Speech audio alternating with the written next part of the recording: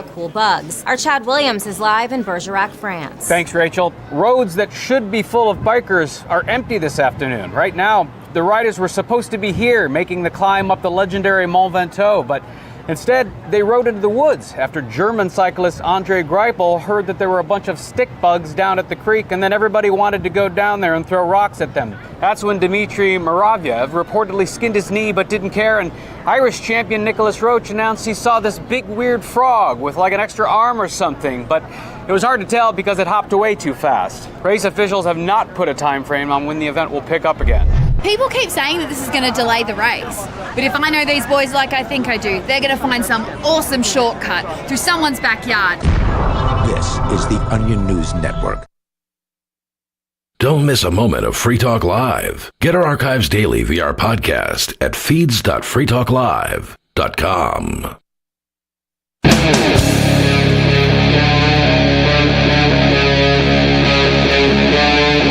Free Talk Live. Well, what's up, everyone? All of our liberty-loving friends out there. This is another fantastic episode of Liberty at Night with Nate and Charlie on the Free Talk Live Network, coming at you from Nashville, Tennessee on New Year's Eve. And Free Talk Live is brought to you by Dash Digital Cash with fees of less than a penny per transaction. Dash is made for spending. Dash is one of the oldest cryptocurrencies and is widely available on exchanges including the decentralized Maya protocol and in multi-crypto wallets. Thanks to the Dash DAO for sending us 32 Dash per month for this sponsorship. It's easy to get and use Dash. You can learn more at dash.org. That's dash.org. Of course, right now we're going by Liberty at Night. But as everyone who listens every week knows, we also have a daily podcast with 1,452 episodes. That daily podcast is called Good Morning Liberty. You can find that wherever you get your podcasts or your videos. You can find us there. Later on in this episode, we'll be doing Dumb Bleep of the Year. Not right now, but coming up here in a bit, we'll be doing Dumb Bleep of the Year. You guys know we do Dumb Bleep of the Week every single week, and in our live group, the Fed Haters Club, they're going to be bringing that down to the top from every month, and then the top from every quarter, and then those final four are going to go against each other for Dumb Bleep of the Year. I'm in an empty house right now. I'm at Charles Chuck Thompson's residence. I have taken care of his cats every day. They're doing just fine. Don't worry. All three of Charlie's cats are doing just fine. And he even asked me to check on a leak that was going on in his sink there in the kitchen. I checked on that. And it's fixed, I guess. I don't know. Couldn't find it. And he asked me to take his trash can out to the curb for him. And so I did that as well. I'm what you might call a good friend. I hope everyone has had a great break so far. I had a good time. It was very relaxing. I was telling everyone in the Fed Haters Club who joined by going to joingml.com, which you should do for sure. I was telling all of them that I pre-scheduled a bunch of X posts and Facebook posts before Christmas, and I pre-scheduled all of the Dumb Bleep of the Year releases, all the recaps before Christmas as well, and I just legitimately took some time off from politics, and it was nice. It was very important, and when I started looking at X a little bit over the weekend, I was like, what the heck is everyone talking about right now? And we just had this beautiful, fine Christmas. Everyone's happy and all that. Now we're talking about H-1B visas? That's the thing? That's the thing that we're talking about? I don't know. It's apparently I'm supposed to have a point of view on this. And you are too. I don't know if you know that, but you're supposed to have a point of view on this as well. And everyone does. All the experts out there on H-1B visas, we've all got our nice expert opinions on this. I didn't realize it was such a problem.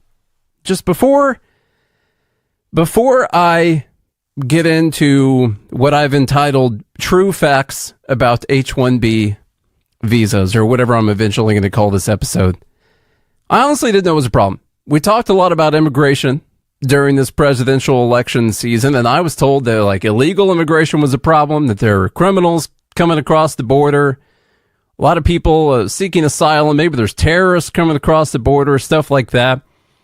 Cities that they're spending a bunch of money, they're giving people gift cards and credit cards and stuff like that, prepaid cards, and that we're just spending a bunch of money. And what we need is a nice legal immigration system, and we want to make sure that people come here and they're not just soaking up our welfare system and all that. And what we need are nice, strong, working, high-quality immigrants. That's what we need.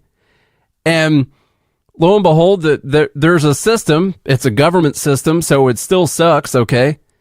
We agree on that. This is a libertarian podcast, but there is a system that tries to allow highly educated or educated immigrants to come in with special certain skills to come in. And I guess that's a problem, too, because they're also taking Americans' jobs, and then the people coming across the border illegally are taking Americans' jobs, and everyone's taking Americans' jobs, and these are my jobs, not yours. And I don't know whose side I come down on this entire thing. It's probably not a specific side, because hardly any of the big names talking about this are libertarians, and so we're all going to have different visions. I'm concerned about one thing. I saw the screenshot going around. Now, these tweets, at the time at least that they were screenshot and put into this post, had hardly any views, by the way. But I don't like the fact that that there's sort of this riff right now. One of the exciting things about Trump getting elected, if there was an exciting thing about that, is Elon Musk and Vivek Ramaswamy coming in, doing Doge, and trying to cut down government spending and create some efficiency and all that kind of stuff. Okay, I was excited about that. And now I see a lot of people turning against him because he supports a policy that clearly he supports. Clearly, you look at his businesses, look at the fact that he himself is an immigrant. I don't think he used H-1B specifically. There's some confusion on that whole thing, but clearly he supports it. Clearly Vivek supports it. And by the way, so does Trump. He did a whole interview, talked about it. We'll play a video clip from it. From back in June. And by the way, Trump was already president for 4 years, and the H-1B program still exists. Okay, so I didn't know that this was such a big deal that everyone had to get so upset about. But whatever, I guess it is. Some of the comments here, stuff like Trump has to remove Elon and Vivek off Doge.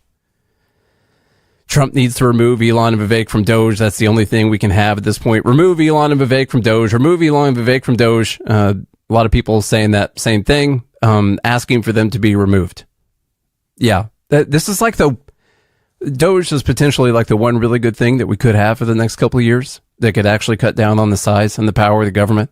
And if you disagree with their viewpoints on skilled, educated, college graduate immigrants coming in and getting hired at tech companies, because that's like what the majority of the jobs are. And by the way, it's probably a bunch of people who aren't even in that field and aren't even trying to be in that field, and might not even know a lot of people in that field. But anyway, like, because you're upset with their support of this program, we need to just not cut down the size of the government. All right. We will. We're going to go through some of the facts about this. And this might be annoying, and it might be a way that some other podcasts or people have not covered this yet. And it's just who I am. It's the way I have to talk about things, and maybe that holds us back or whatever. But it's just the way I have to approach conversations. I have to know that we're all talking about the same thing, and I have to know that we're all using the proper facts about things, which is why I call this true facts, not untrue facts, of course. So true facts about H-1B. And so I have to make sure that we're all having the same conversation, and then we're not talking about different things. And if I'm missing some of the resources here, if I'm missing some of the information, I invite you to let me know, to send me the link to whatever it is that you have that I haven't been able to find over the last few days of researching this. Nate at goodmorningliberty.us. There's a non-zero chance I will check the email. especially since I'm asking for the email right now, there's definitely a non-zero chance that I'll check the email. So that's a pretty good chance, right? That's pretty good. Most of these are computer-related jobs, and then engineering jobs, like almost 80% of those jobs for H-1Bs, that's what they are, just so you guys know. The salaries for these, the median salaries for these jobs are pretty good. $118,000 a year is the median. Goes from like $90,000 to $150 at the 75th percentile, and I've seen other job offerings in the medical profession that are at like $300,000 a year for some of these jobs. So they're high-paying jobs. That's my point right now.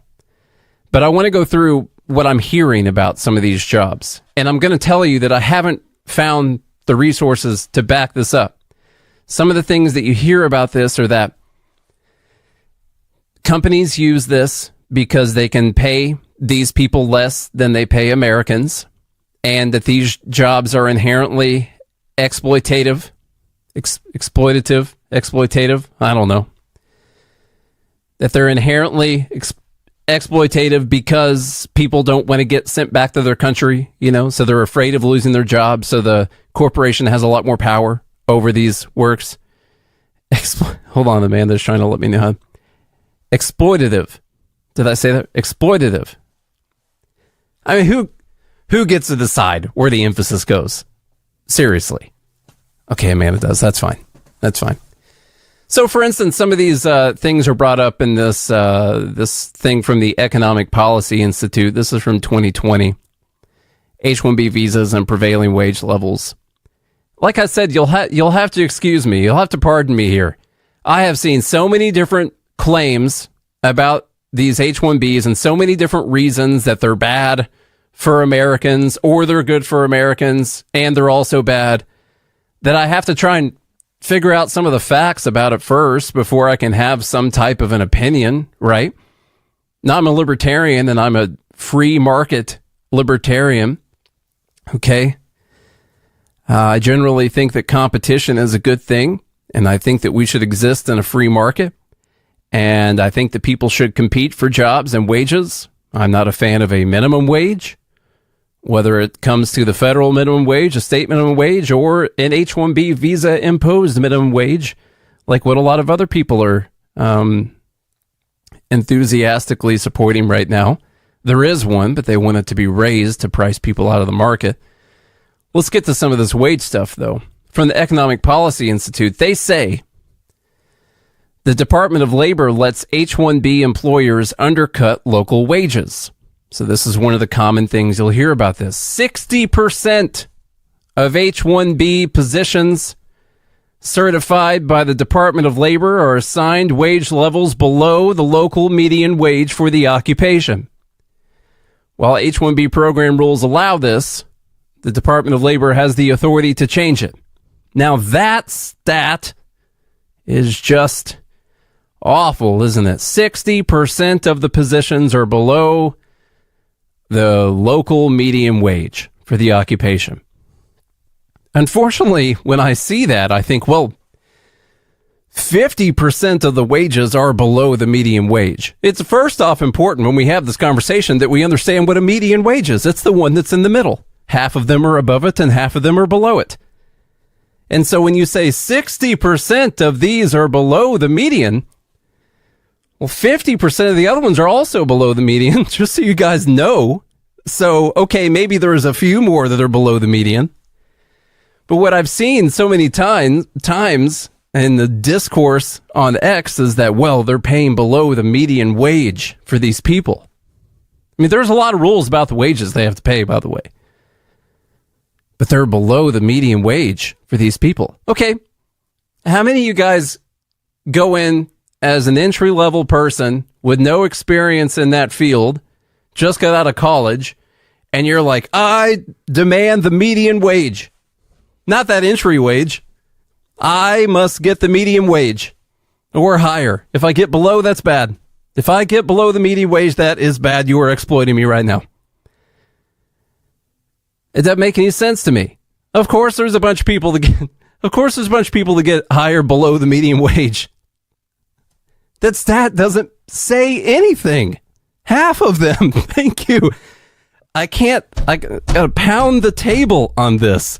Half of them are hired below the median wage because the median's in the middle. So the stat tells me nothing.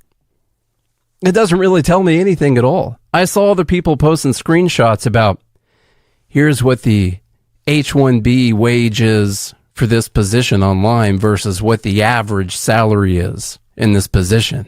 And as you can see, the H-1B wage is below the average salary in this profession. Do you guys know what an average is? An average, it requires stuff that's below it and stuff that's above it. And you add them together, you divide it by how many of them there are, and you get an average. And so what you're telling me, oh, it's below the average. It's what they're getting hired at as entry-level employees that have never worked in this field before. So they're exploiting these people. Do you see what I mean? Just right off the bat. I can't even have a conversation about the program because we're not talking about the same stuff. And I'm not completely sure that people understand the words that they're using when they're talking about it. Or if they're going to throw something at me like, oh, it's below the average. Okay. All right. What makes up the average? A whole bunch of different wages. The average means nothing. What makes up the median? Everything, half of it below it and half of it's above it. That one's in the middle. People getting hired below that median tells me nothing. You see why I stayed away from this for the last few days. I didn't say anything on X about it until today because I'm not even sure anyone would understand. Some people would for sure. Well over 53,000, says a small number of employers dominate the program. Well over 53,000 employers use the H-1B program in 2019. The top 30 H-1B employers accounted for more than 1 in 4 of all of the 390,000 H-1B petitions approved in 2019. Okay. It's very scary. Major U.S. firms use the H-1B program to pay low wages. Among the top 30 H-1B employers are major U.S. firms, including Amazon, Microsoft, Walmart, Google, Apple, and Facebook. All of them take advantage of program rules in order to legally pay many of their H-1B workers below the local median wage for the jobs that they fill. Listen, I'm completely willing to be wrong about this idea and I'm sure it exists. I'm sure there are people who say, well, let's specifically go do this H-1B thing because we can exploit these people because they really need this job if they want to stay in America, and we can pay them low wages, even though it's like illegal for us to specifically pay them lower wages than we would pay Americans that also have no experience. Like there's laws about it. We could get sued and stuff. Sure. There's some people doing that. But I think people not understanding what the word median means is accounting for a lot of this misunderstanding. So I'm going to go through this Forbes article. This was from 2023. It's a little bit more current. Immigration agency report shows high H-1B visa salaries. I'm attacking this first because it seems to be the most common argument right now that companies are hiring these people because they can pay them less, and they're undercutting American workers, and it's not fair because they're not on a level playing field or whatever. And so we need to reform this program. And even Elon Musk came out and said, well, we got to set higher minimums that they have to pay the people. He's literally talking about, even Elon, who is supporting the H-1B program, says, yeah, we got to raise these. We got to make it more expensive for people to hire these people. We got to raise these minimums. Literally talking about a minimum wage. It's a minimum wage. The minimum wage was created to protect people's jobs, to price people out of the labor force. And they're literally, that's what this is. They're talking about a minimum wage to price people out of the labor force in order to protect certain people's jobs. So a government report shows the notion that H-1B visa holders are cheap labor is a myth. with the average salary for H-1B professionals in computer-related occupations reaching nearly $130,000 a year. So we got this information from the U.S. Citizenship and Immigration Services. Yes, they said average. We'll talk about this whole thing. Let's see. The average annual salary for H-1B visa holder in computer-related occupations was $129,000 in 2022. According to this Characteristics of H-1B Specialty Occupation Workers report, which I went all the way through. It's only 68 pages. Wasn't that bad. The median salary for those professionals was $123,000. The data show that these visa holders are paid high salaries, and it contradicts the idea that these are low-skilled people, since employers would not pay people with low skills such high salaries. That's a pretty easy thing that I think we all understand. These people do need to have pretty good skills. These companies, even though they do want to pay the least amount of money possible, they still want to be productive and competitive in their markets, and so they're going to be going after people that have high skills. Okay. The salaries do not include the substantial fees employers must pay when employing foreign-born scientists and engineers. NFAP estimates a company could spend up to $31,000 in government and legal costs to file an initial H-1B petition for 3 years, and an extension for 3 additional years. Sponsoring an individual for permanent residence can also add $10,000 to $15,000. So this is another thing that wasn't included in any of the screenshots I saw going around. They would say, here's the salary for the H-1B person, and here's what the average salary is in this area. And they say, see, they're trying to get cheap labor out of these people. But it did include all the fees that the employers have to pay to hire these people. I had a little bit of experience with another. I didn't have experience, but my family has experience with a little bit with another non-immigrant visa program called H-2A for farm workers. And while you might think that these people come over and they're cheap labor, and so they're knocking Americans out of jobs, we actually found that after all the government fees and everything on top of it, they cost more than the American workers did. But guess what? They were worth it. They were much better than those workers. Let's see. H-1B visa holders are paid comparable or higher salaries than U.S. counterparts. I'm going to keep harping on this because it's the thing I keep seeing over and over again, that it's knocking Americans out of jobs because these are cheap workers and companies are exploiting these people. And what I'm telling you is right now, I haven't found the evidence for this. There might be some cases. There could even be many such cases. But I have not found the evidence for this, that this is the whole reason that companies are using this program. I have not at all. And we'll talk about the other reasons they might be using this program. Under the law, to gain approval of an H-1B petition, an employer must pay at least the actual wage level paid by the employer to all other individuals with similar experience and qualifications for the specific employment in question, or the prevailing wage level for the occupational classification in the area of employment, whichever is greater. Whichever one of those two is higher, they must pay that, or they will get in trouble. They will get a nasty letter from the government. Maybe even some fines. We will continue this discussion about H-1B visas, which apparently is the most important thing in the world over the last week or so. So you don't want to miss the conclusion of this discussion. And then we're going to do Dumb Bleep of the Year. All coming right up.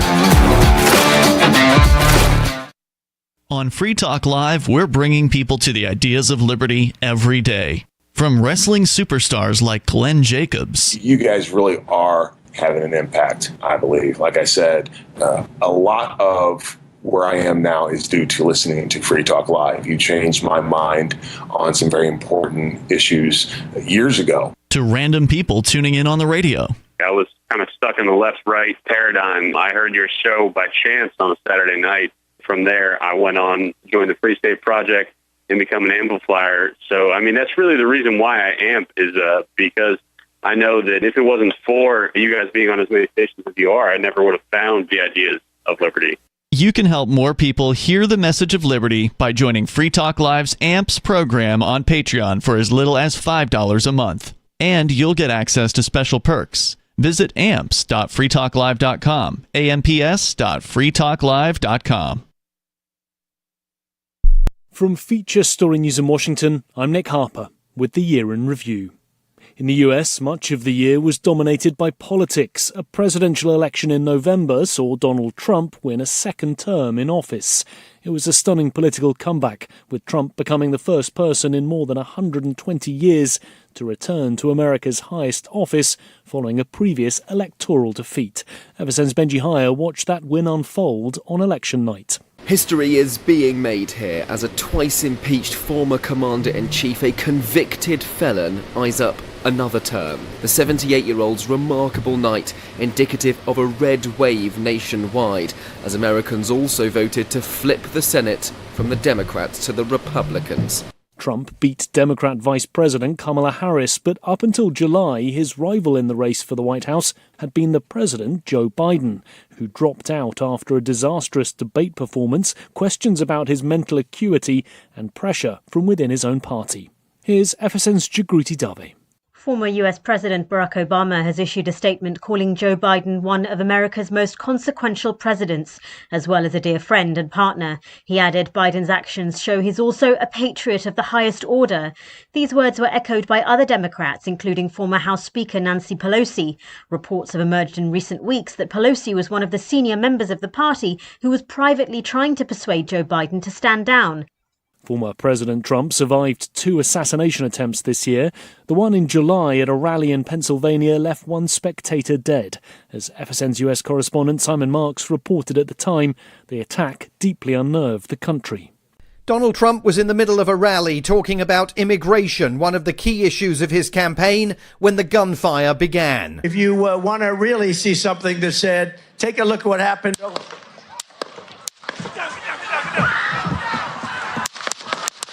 The former president clutched his ear and fell to the ground. Secret Service agents clambered onto the stage to tend to his wounds and protect him. When he got up, blood staining his cheek, he fist-pumped the air and mouthed the word fight to his supporters. President Biden reacted to the news about his rival at his home base in Delaware. The idea that there's political violence or violence in America like this is just unheard of. It's just not appropriate. And everybody must condemn it. The gunman was located outside the Trump rally's security perimeter, perched on the roof of a structure overlooking the event with a direct line of fire at the former president. It took onlookers to inform the Secret Service about the attacker's presence. Photographers at the scene captured images of a wounded Trump that have immediately become iconic images of defiance and determination. From bureaus worldwide, this is FSN with the Year in Review. We're still not sure why you'd want to watch, but our video feed is streaming nightly for free at cam.freetalklive.com. What's up, all of our liberty-loving friends? This is Liberty at Night on the Free Talk Live Network. Liberty at Night with Nate and Charlie, that is, on the Free Talk Live Network. Going to tell you once again, the Free Talk Live is brought to you by Dash Digital Cash with fees of less than a penny per transaction. Dash is made for spending. Dash is one of the oldest cryptocurrencies and is widely available on exchanges, including the decentralized Maya protocol and in multi-crypto wallets. And thanks to the Dash DAO for sending us 32 Dash per month for this sponsorship. It's easy to get and use Dash. You can learn more at dash.org. That's dash.org. So, we are in this conversation about H-1B visas. Super important. As I said when we first started, I didn't realize this was something that was super important. I'll be 100% honest with you. I thought that people were super worried about, illegal immigrants coming across the border down south and maybe stealing jobs. At the same time, they could be stealing jobs or whatever. And then at the same time, also, they're living off of the welfare here in the U.S., both of those happening simultaneously. I did not realize that there was such a big issue with people who came here, went to college, got a bachelor's or a master's degree, and then worked at a high-paying job in an industry that's super valuable. Just not something that I thought was super important. But apparently, to a lot of people on the right, it is super important. We'll be hearing some of their opinions on this whole thing coming right up soon. If you have any disagreements with me, send me an email, nate@goodmorningliberty.us, goodmorningliberty.us. is the email address, not .com, okay? Join liberty-minded voluntarists, anarchists, and libertarians from June 13th through the 16th for the 8th annual Fork Fest at Rogers Campground in the beautiful White Mountains of New Hampshire. Fork Fest is a fork of the Porcupine Freedom Festival, which has sold out in recent years. Fork Fest happens the weekend before the Porcupine Freedom Festival. Fork Fest is decentralized, which means that there's no ticket cost and no one is in charge. All you have to do to join the fun is reserve your camping site, RV site, or motel room with Rogers Campground for June 13th through the 16th. You can find out more at the unofficial website, forkfest.party. You can also connect with other attendees on the Forkfest Telegram and Matrix chat rooms, as well as the Forkfest forum. You can find links to those at forkfest.party. We hope to see you there June 13th through the 16th. Forkfest.party.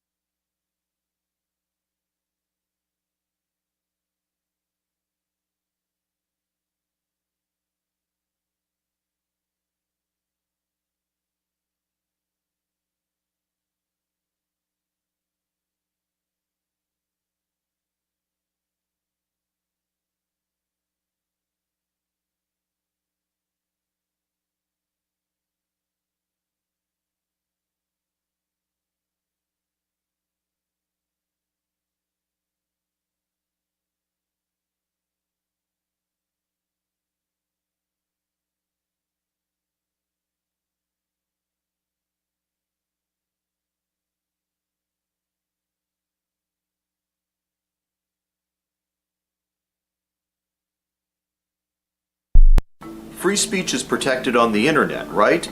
Not always. Government agencies try to limit free speech and commerce on the net. Luckily, when they do, the Institute for Justice is there to defend your First Amendment right to free speech. IJ helped set the first federal precedent for internet free speech in 1999, and ever since has worked to prevent unconstitutional roadblocks in cyberspace. Visit our website today at ij.org. What if you want to hear the latest episode of Free Talk Live, but all you have is your phone, you forgot to download our archive, and you have no data connection? You can call our Listen line at 641-793-0191. That's a long-distance number, so you may incur charges. If not, listen as long as you want. 641-793-0191. The Free Talk Live Listen line, 641-793-0191. The latest episode of Free Talk Live continues with Hour 2 up next after the news here at listen.freetalklive.com. From Feature Story News in Washington, I'm Nick Harper with the Year in Review. In the US, much of the year was dominated by politics. A presidential election in November saw Donald Trump win a second term in office.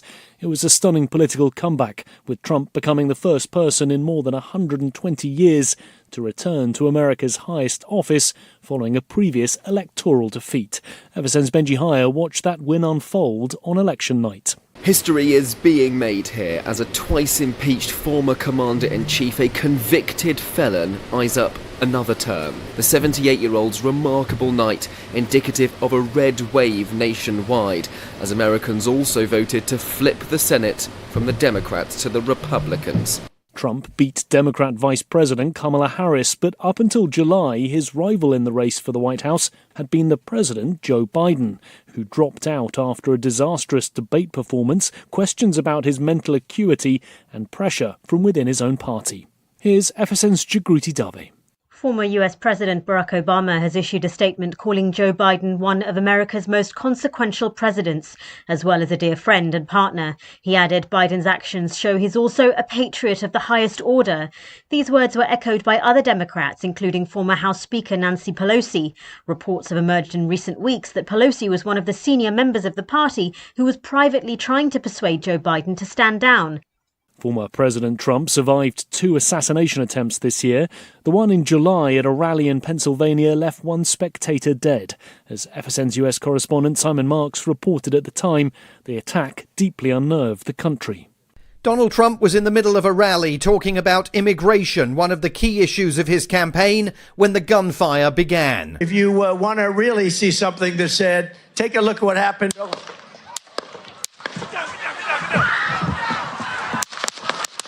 The former president clutched his ear and fell to the ground. Secret Service agents clambered onto the stage to tend to his wounds and protect him. When he got up, blood staining his cheek, he fist-pumped the air and mouthed the word fight to his supporters. President Biden reacted to the news about his rival at his home base in Delaware. The idea that there's political violence or violence in America like this is just unheard of. It's just not appropriate. And everybody must condemn it. The gunman was located outside the Trump rally's security perimeter, perched on the roof of a structure overlooking the event with a direct line of fire at the former president. It took onlookers to inform the Secret Service about the attacker's presence, and there are enormous questions for Secret Service officials about why the rooftop location was not locked down and secured. Photographers at the scene captured images of a wounded Trump that have immediately become iconic images of defiance and determination. From bureaus worldwide, this is FSN with the Year in Review. The Israel-Hamas conflict intensified this year in Gaza, while Israel also carried out strikes against Hezbollah in Lebanon. Israeli forces killed Hamas leader Yahya Sinwar, the architect of the October 7, 2023 attack, and assassinated the group's political leader Ismail Haniyeh in Iran, as FSN's Asia correspondent Neha Punier reported. Ismail Haniyeh was reportedly killed in Tehran as per Iran and Hamas. Hamas says he was killed along with a bodyguard in what it described as an Israeli raid on his residence. Haniyeh was reportedly in Tehran to attend the inauguration of Iran's new president. Iran is a close ally of the Palestinian militant group. In other global news, Syria's Bashar al-Assad's regime was toppled in December, ending 50 years of his family's rule. Kremlin critic Alexei Navalny died in a Siberian prison, while in August the US and Russia carried out its largest prisoner exchange since the Cold War. 3 Americans were released, including Wall Street Journal reporter Evan Gershkovich and US Marine veteran Paul Wieland, as FSN's Daria Bondarchuk reported from Moscow. Moscow handed over 16 foreign and Russian nationals accused of espionage and other actions it qualified as undermining the country's security. Many of them are journalists and activists. They were pardoned by Putin's secret decrees in the last days of July. Among the released prisoners are Americans Evan Gershkovich, Paul Whelan, and other foreign citizens Rico Krieger, Dmitry Voronin, Patrick Sherbel, and Herman Mojis. The Kremlin also released prominent Russian political activists. In exchange, Moscow received Russian citizens jailed over spying and fraud, in particular Vadim Krasikov, dubbed the FSB killer. Daria Bondarchuk, Moscow. And that was the year in review. That's Feature Story News. Nick Harper reporting. We've got Today Now's medical expert, Dr. Kareem Mazari, here to give us some tips on how to convince a stubborn little guy to take off his Spider-Man costume and start wearing normal clothes so people don't think he's a weirdo. And also joining us is my son Spencer, still dressed as Spider-Man. Spencer?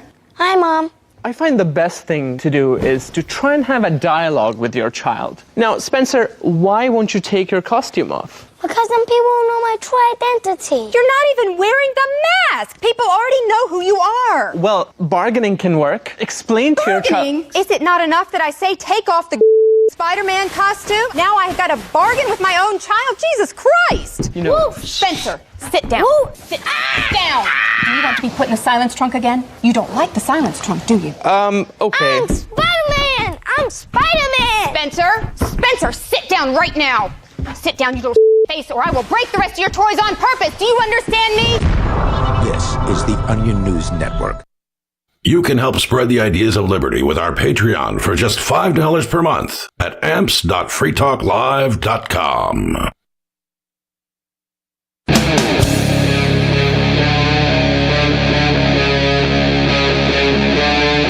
Free Talk Live. This is a violation of our social contract. And it sounds good. Let's just let more H-1B workers in. But what about the 23-year-old that went to University of Washington and studied computer science at the UW Computer Science Department? Shouldn't he be given preference above someone who could do the work for far less? It is about priorities, and it's not about what Charlie Kirk wants. It's not about what other people want out there. And I have friends on both sides of this debate. It's very simple. It's what the American people wanted. And the American people overwhelmingly voted for less immigration and the prioritization of the American children and the American worker, not the American oligarch. Well, the American people overwhelmingly voted for a guy who is clearly in support of this and was on video supporting this months and months before the election. So I guess they should have done their research beforehand, because that's not what he was ever promising to do, was shut down this form of immigration or these forms of visas. I did want to say something to Clark in the group. I understand people being upset, and of course they've always got the right to be upset, and partially what I'm doing today is making sure that people are upset about the right things. So, and that your feelings are based on some of the actual facts of the matter. Instead of feeling, because first off, this program affects like a very, very small portion of the workforce. There's 500,000 people on H-1Bs. There's 160 million people with jobs in the U.S. There's currently 8 million open jobs in the U.S. and about 6.5 million people estimated that are unemployed right now. There are plenty of open jobs at all of these tech firms still right now, and they pay really good money, especially compared to everything else that there is out there, almost everything else that there is out there. So I just want people to be, if they're upset, I just want to know that I've done my job to clarify some of the things that they might be upset about.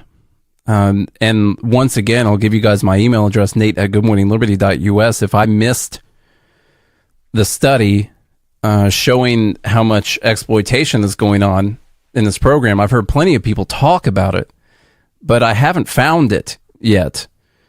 And I need to see that before I can be upset about it, if I'm even going to get upset about it, whatever it is that people want to call exploitation these days. I'm not sure what that is.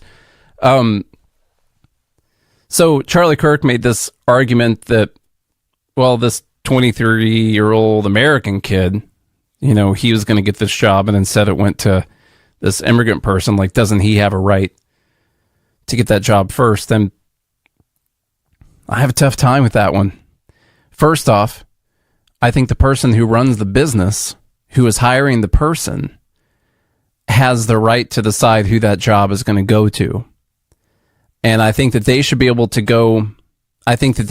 use their resources in the most efficient manner possible, and that they should try to maximize the productivity and value that they get from someone. They should weigh productivity versus the cost of the labor. If these people are in fact cheaper, if that is the argument that we're going with right now, that they should be able to make that determination, because they are the ones that are spending that money and hiring that person and taking that risk and paying the fees to the government to be able to do it, hiring the lawyers to go through all the documents and all that. And so I don't look at anyone as having a right to a job over another human being, any human having a right to employment over another human, because I don't think anyone has a right to employment. I think that the employers have those rights. So they have the right to choose who they're going to choose. And there might be a reason that they go towards a lot of these H-1B people. Maybe Vivek had partially a point, although I think he did a terrible job talking about it. And I guess that's the last thing I'll mention here before we get out. I'm sure everyone's seen Vivek's post, because it had like 50 million views, and surely some of you people are some of those people who saw his post. The reason top tech companies often hire foreign-born and first-generation engineers over Native Americans isn't because of an innate American IQ deficit. A key part of it comes down to the C word, which is culture. Tough questions demand tough answers, and if we're really serious about fixing the problem, we have to confront the truth. Our American culture has venerated mediocrity over excellence for way too long. That doesn't start in college. It starts young. The culture that celebrates the prom queen over the math Olympiad champ, or the jock over the valedictorian, will not produce the best engineers. Like, I think a bunch of the examples that I get kind of what he was wanting to say here. I just think he used a lot of really weird examples in this. A culture that venerates Corey from Boy Meets World, or Zach and Slater over Screech and Saved by the Bell, or Stefan over Steve Urkel and Family Matters will not produce the best engineers. Goes on to say a bunch of the same stuff. The examples he used, well, first off, it's a little bit dated, you know. Talks about people hanging out at the mall. More extracurriculars, less hanging out at the mall. I haven't hung out in any malls in a while. I don't know a lot of people that are doing that, but whatever today's equivalent of hanging out at the mall is, that's what he's talking about.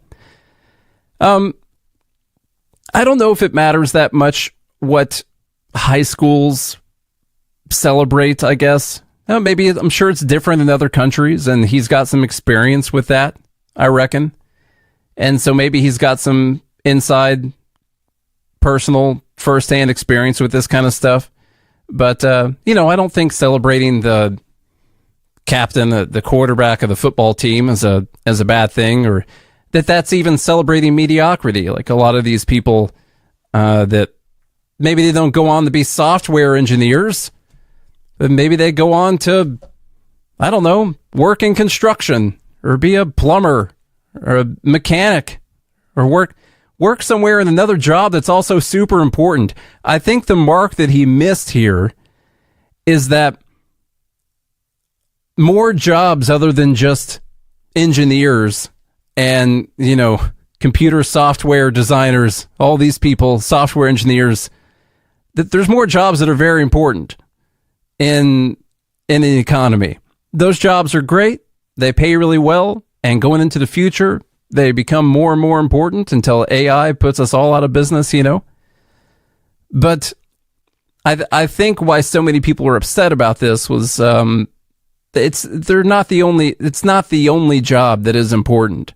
And a lot of those people went on to do plenty of other jobs that everyone finds valuable. Okay. So I think that's where he really missed it. No, but there is a point that he was making that kind of got me thinking on other stuff. And, maybe it doesn't go exactly with the point he was making, but I think one issue we have, and we could trace it back to the government, is we subsidize, I don't want to call it mediocrity, maybe failure. We subsidize failure and we punish success. Our government does that. And I have these visions of what it would look like if we lived in a completely true free market system and there was no government enforced, theft enforced safety net, and the decisions that people would have to make early on in their lives to make sure that they were set up for themselves and their family early on to take those kinds of things more seriously. That you would have to take your retirement more seriously and make sure that you could live out your days and comfort, And so you'd have to be thinking about that a lot younger. And that doesn't apply, I don't think, to, Zach from whatever show. I didn't watch Saved by the Bell, okay? So I don't know all these people. It doesn't apply to whatever Stefan from Family Matters went on to do, But I think that that's one of the ways that we messed up. And I think that does affect some of American culture right now. And so, yeah, subsidizing failure and punishing success, I think you get more of what you subsidize and less of what you tax. And so that's one thing right there. And let me see what else I pulled up. I do think that there's a different culture in a lot of these countries that is just more centered around work, hard work, working 60 hours a week. Who cares? Like, I'm that way for something that I care about, this podcast or whatever it is when I was doing music or, stuff like that. I'll work 80 hours a week. No problem. When we first started this show, I was probably putting in 100 hours a week doing everything for this show. It's less now, but like that's how a lot of people just take being productive and working and earning money for their family. Now, when I give you my example, you're like, okay, well, that sounds fun, and it is most of the time. But there are other cultures that really do celebrate that kind of success, and they celebrate it from very early on. And I don't know what it is about our culture, but, I saw one of those memes earlier today, and it was the guy deciding between the two buttons. And one button was Americans who were fighting for a 4-day work week.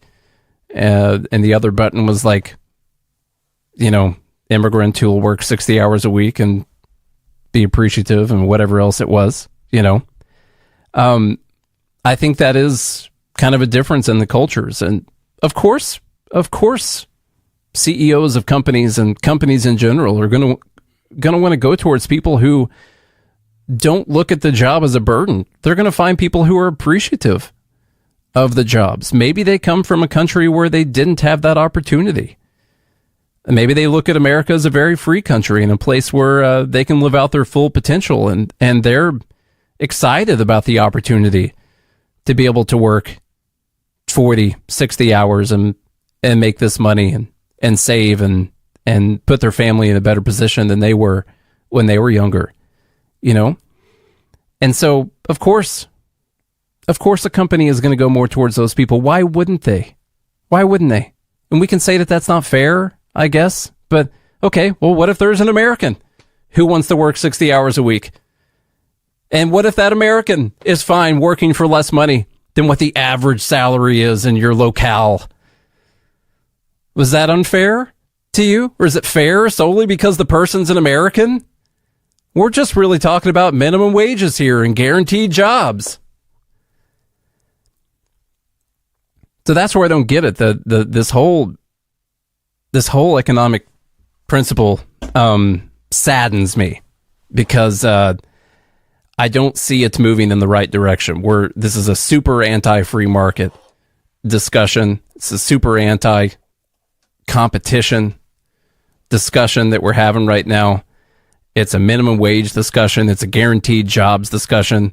It's a you owe me a job. I earned this solely because I'm me and I have a Social Security card and you don't. And what I want to know is what makes it unfair when I go to Meta and I see that they're hiring people starting out at $95,000 a year. And I say, well, I've got no kids. I've got a house. I've got a car. Stuff's paid for. I've got a very, very low amount of bills. My wife has a really good job. I see you're about to hire that guy for $95,000. You know what? I'll do it for $70,000. I'll do it for $70,000 because of the situation that I'm in. Me, right now. Is that unfair? Did I just steal someone's job by doing that? That's my question. I don't see the difference. All right, we're getting out of here. Thank you all so much for hanging out today. Whew, what an episode back. I enjoyed not doing politics there for a few days, and now we're doing politics again, which means I got to keep up with all this stuff and give my opinions. At the end of the day, I didn't know I was supposed to care about these things. But apparently it was the thing that people decided was most important immediately following Christmas this year. And my main hope for this is that this program that has a 85,000 employee a year cap on it, has a total of about 500,000 people working in it out of the 160 million jobs that there are in America. Well, we've got almost 8 million open jobs right now. And 6.5 million people that are unemployed. At the same time that we have an ever-growing and dangerous government running massive deficits, interest rates still going up even though the Fed's cutting their rates, stuff like that. What I hope is that this conversation, which honestly, just in the grand scheme of things, seems like it should be fairly low on the priority list of things to the mountain, the hill that you're going to die on, doesn't drive a wedge between all the, what I believe are way more important things that need to happen. Okay, before we get into Dumb Bleep of the Year, I know everyone's super excited about that. I'm going to bring you one of the ones that didn't make the cut, didn't make it all the way through, but it was one called Bad Econ 101. It comes from May. And it just got beat out by some others, but this one had a lot of really bad economic takes in it. I know this is kind of a rerun, but we are at that point in the year, and it is time for Dumb Bleep of the Year, which is going to be coming up in the next segment. But I'm going to show you this real quick. It didn't make it, but it's important, so I'll show it to you. RFK Jr. has a $5 billion reparations plan to top Biden and Trump in November. That's good. He's a libertarian from what I heard. Robert F. Kennedy Jr. promised black farmers he would make good on a $5 billion reparations plan that was watered down after the white farmers complained it infringed on their constitutional rights, like specifically picking someone's skin color and deciding to forgive their farm loans based on the color of their skin and not anything else other than that. But whatever. RFK Jr. speaking on his podcast with John Boyd Jr., founder of the National Black Farmers Association, promised to get rid of the people who held up the plan, like the judges, those people. You want to get rid of those judges. That $5 billion is not money. That's an entitlement. That is an entitlement that these people are entitled to. He told Boyd, it's money that was a loan that black farmers were entitled to way back when and was stolen from them through discrimination. The actual plan was to pay off people's loans that they did get, but Boyd sued President Joe Biden's administration for failing to provide reparations listed in a relief package that would have assisted people of color and socially disadvantaged farmers and ranchers. The money did not make it to the farmers due to the package, part of the American Rescue Plan, stalling in the courts with white farmers saying the relief violated their constitutional rights. And I think all the money the government hands out violates constitutional rights, but on these grounds specifically, we have some legal precedent. You can't just solely select someone based on their skin color, even though I feel like we've been doing that for a long time, but whatever. Boyd said in the lawsuit that, quote, they broke their promise to black farmers and other farmers of color. The plan would have paid back up to 120% of direct or guaranteed farm loan balances for black, American Indian, Hispanic, Asian American, or Pacific, everyone but white people. It'd save a lot more time if we just said everyone but white people. We don't need to list out all these people, okay? Up to 120% of farm loan balances.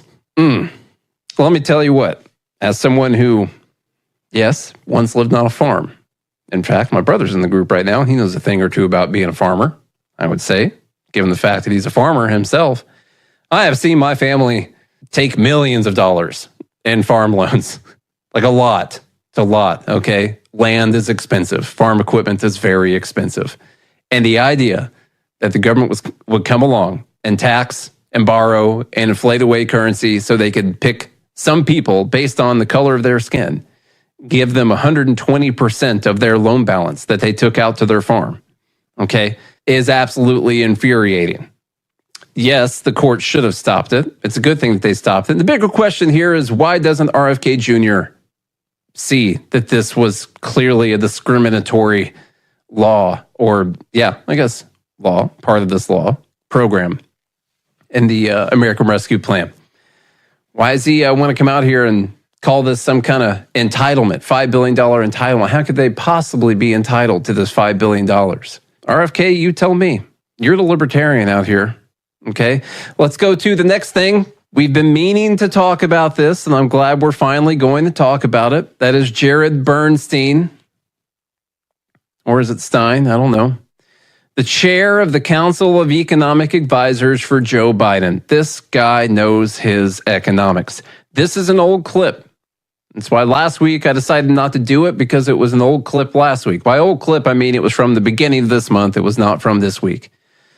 But given the fact that we talk a lot about economics on this podcast, I think it's good that this video clip gets its day in court.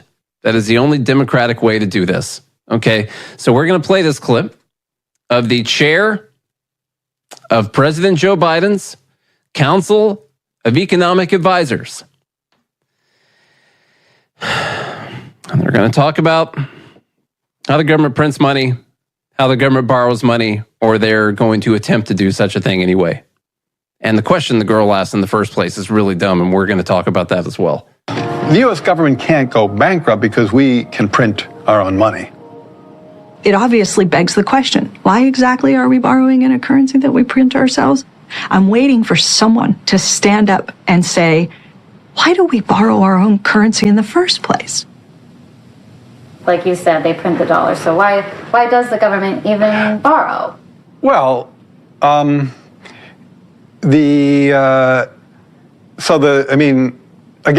some of this stuff gets, some of the language that some of the language and concepts are just confusing. I mean, the government definitely prints money, and it definitely lends that money, which is why the government definitely prints money, and then it lends that money by selling bonds.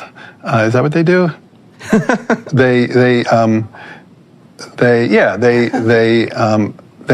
sell bonds. Yeah, they sell bonds, right? Since they sell bonds and people buy the bonds and lend them the money.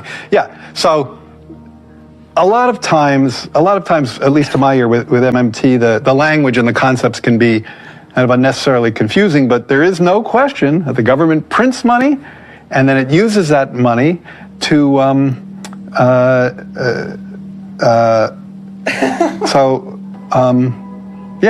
guess I can't really talk. I don't get it. I don't know what they're talking about. Like, cause it's like, the government clearly prints money. It does it all the time, and it clearly borrows.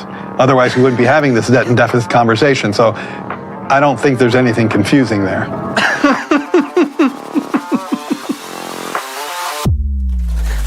The chair of the Council of Economic Advisors to President Joe Biden just explained something to you. Let me tell you what.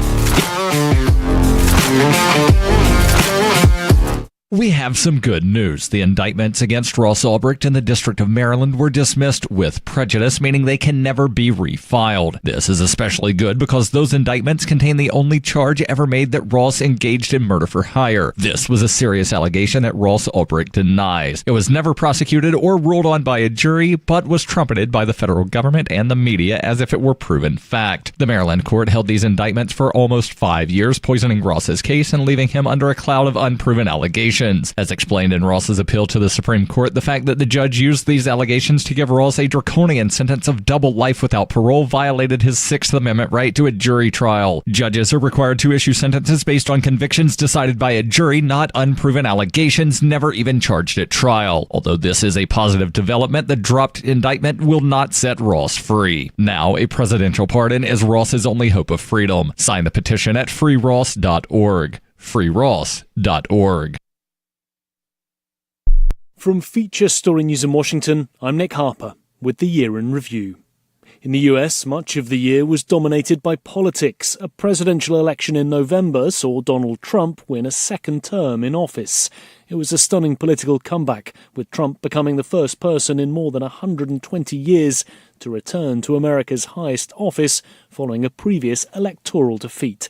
Ever since Benji Hire watched that win unfold on election night. History is being made here as a twice-impeached former Commander-in-Chief, a convicted felon, eyes up another term. The 78-year-old's remarkable night, indicative of a red wave nationwide, as Americans also voted to flip the Senate from the Democrats to the Republicans. Trump beat Democrat Vice President Kamala Harris, but up until July, his rival in the race for the White House had been the President, Joe Biden, who dropped out after a disastrous debate performance, questions about his mental acuity, and pressure from within his own party. Here's FSN's Jagruti Dave. Former US President Barack Obama has issued a statement calling Joe Biden one of America's most consequential presidents, as well as a dear friend and partner. He added, Biden's actions show he's also a patriot of the highest order. These words were echoed by other Democrats, including former House Speaker Nancy Pelosi. Reports have emerged in recent weeks that Pelosi was one of the senior members of the party who was privately trying to persuade Joe Biden to stand down. Former President Trump survived 2 assassination attempts this year. The one in July at a rally in Pennsylvania left 1 spectator dead. As FSN's US correspondent Simon Marks reported at the time, the attack deeply unnerved the country. Donald Trump was in the middle of a rally talking about immigration, one of the key issues of his campaign, when the gunfire began. If you want to really see something that said, take a look at what happened.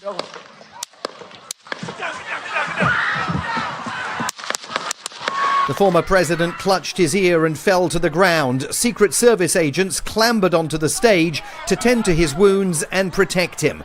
When he got up, blood staining his cheek, he fist-pumped the air and mouthed the word fight to his supporters. President Biden reacted to the news about his rival at his home base in Delaware. The idea that there's political violence or violence in America like this is just unheard of. It's just not appropriate. And everybody must condemn it. The gunman was located outside the Trump rally's security perimeter, perched on the roof of a structure overlooking the event with a direct line of fire at the former president.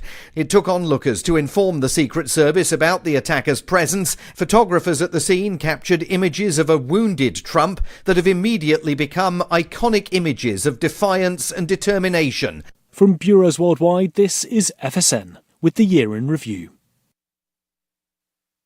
Yep, we still do email. Drop your email address in the entry box at freetalklive.com and you'll be kept in the loop with Free Talk Live.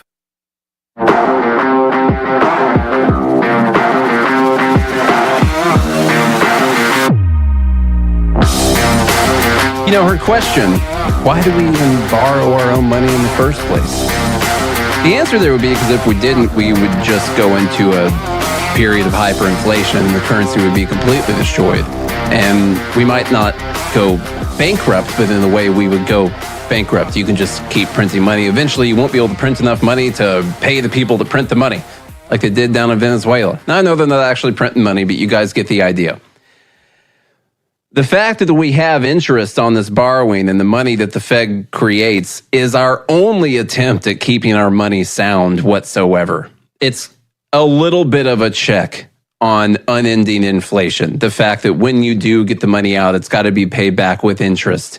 Charges a little bit for that money that's being used. It's our only check on keeping the money sound. It's the only reason that we still technically have a stronger currency than most of the other nations out there. I know that the dollar has been destroyed to the tune of 98, 99% since the Fed came into existence.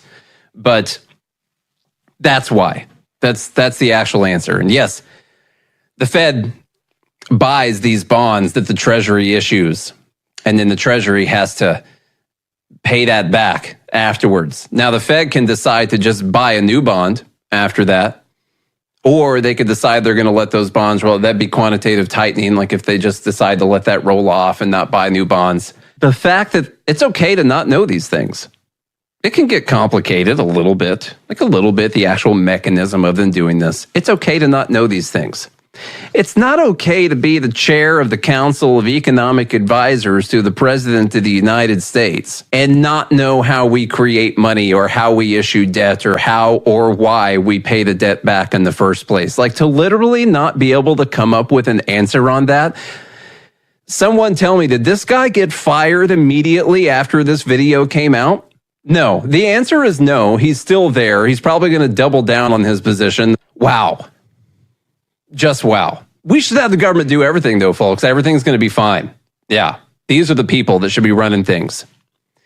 This was an interesting conversation. This also didn't actually happen this week, but I just saw the response from Nicole Hannah-Jones this week. And we're still on our number 9. It's the last dumb bleep, Bad Econ 101. So this guy, Isaac Hayes III, posted a video. He said, it's taken us 400 years to get 10 black billionaires. Let's make 400 black billionaires in the next 10 years. That sounds great to me. Sure. 400 black people want to create some kind of product or service or innovation that people deem to be that valuable in their lives. That sounds great.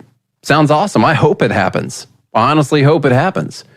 This person responds and says, how will having more black billionaires liberate black people? What does Jeff Bezos do for poor white people? The fact that like Amazon wouldn't pop up in your head immediately when you ask, what does Jeff Bezos do for poor white people? Or the 1.5 million people who are employed by Amazon who were getting the magical $15 an hour at least from them, which used to be a living wage that people were pushing for, but now it's a starvation wage again. That's bad. The fact that you don't think that Amazon's brought value to not just white people. I bet you, I haven't seen the numbers, but I think black people are even allowed to use Amazon. Okay, so it might not even matter that Jeff Bezos is white. Ida Bay Wells, aka Nicole Hannah-Jones, says, why is 400 black billionaires the goal and not lifting the nearly 20% of black people living below the poverty line? Utter silliness. And then this person says more billionaires equals more jobs. Well, that's a pretty fair argument. And the question would be, how did you get to be a billionaire? If the government didn't just print the money and give it to you or steal it from people and give it to you, you probably had to create some kind of product or service, and you probably had to hire some people along the road to doing that. And if you are, in fact, worth over $1 billion, it's because people have freely decided to either give you that much money, or the market and people's retirements and people that are investing in you and other people have decided that you are worth that much money freely, which means it would have to be a good thing. And so Nicole Hannah-Jones says, more poverty jobs. That's what we want. She posts this article that says the top 5 ways billionaires are bad for the economy. She then goes on to say that most wealth is not used to create jobs. Most wealth is stored away and used to create more wealth for the wealthy family. That's right. These people don't do anything to help the economy. They just take that money and put it in their bank account, and the money just sits there in their bank account, and that does absolutely nothing for people in the economy or for creating jobs, right? No, That would indicate that you just don't know how the money system works, of course. These people aren't sitting with money under their mattress. They're sitting with money in the bank account or money that's invested in other companies that are probably out there creating jobs. If the money's sitting in the bank account, what does the bank do with that money? They sit there. They don't do anything with it. No, they lend it out to other people. Who do they lend it out to? People who want to buy houses, people who want to buy cars, people who want to start businesses. Those are the people that they lend it out to. So in fact, the more money that these people save and invest, the better for the economy it actually is. That's how it helps create more jobs. Top 5 ways billionaires are bad for the economy. I want to know how these billionaires are hurting people. Here's the number one reason that billionaires are bad for the economy. Since 2020, almost 2/3 of all new wealth went to the top 1%. Okay, that is not a reason that billionaires are bad for the economy at all. That would be that those people either created that much wealth, the companies that they own were deemed to be that much more valuable, or they also got a lot of government subsidies after the government decided to print a bunch of money and give it away. Doesn't mean that they're necessarily bad for the economy, because the alternative is not that that money would have just gone to everyone else in the economy. The alternative is that that money would not have existed. They think the alternative is that this money that was created by these people, almost all of it because people deemed their stocks to be worth more money, and that's how they grew that wealth.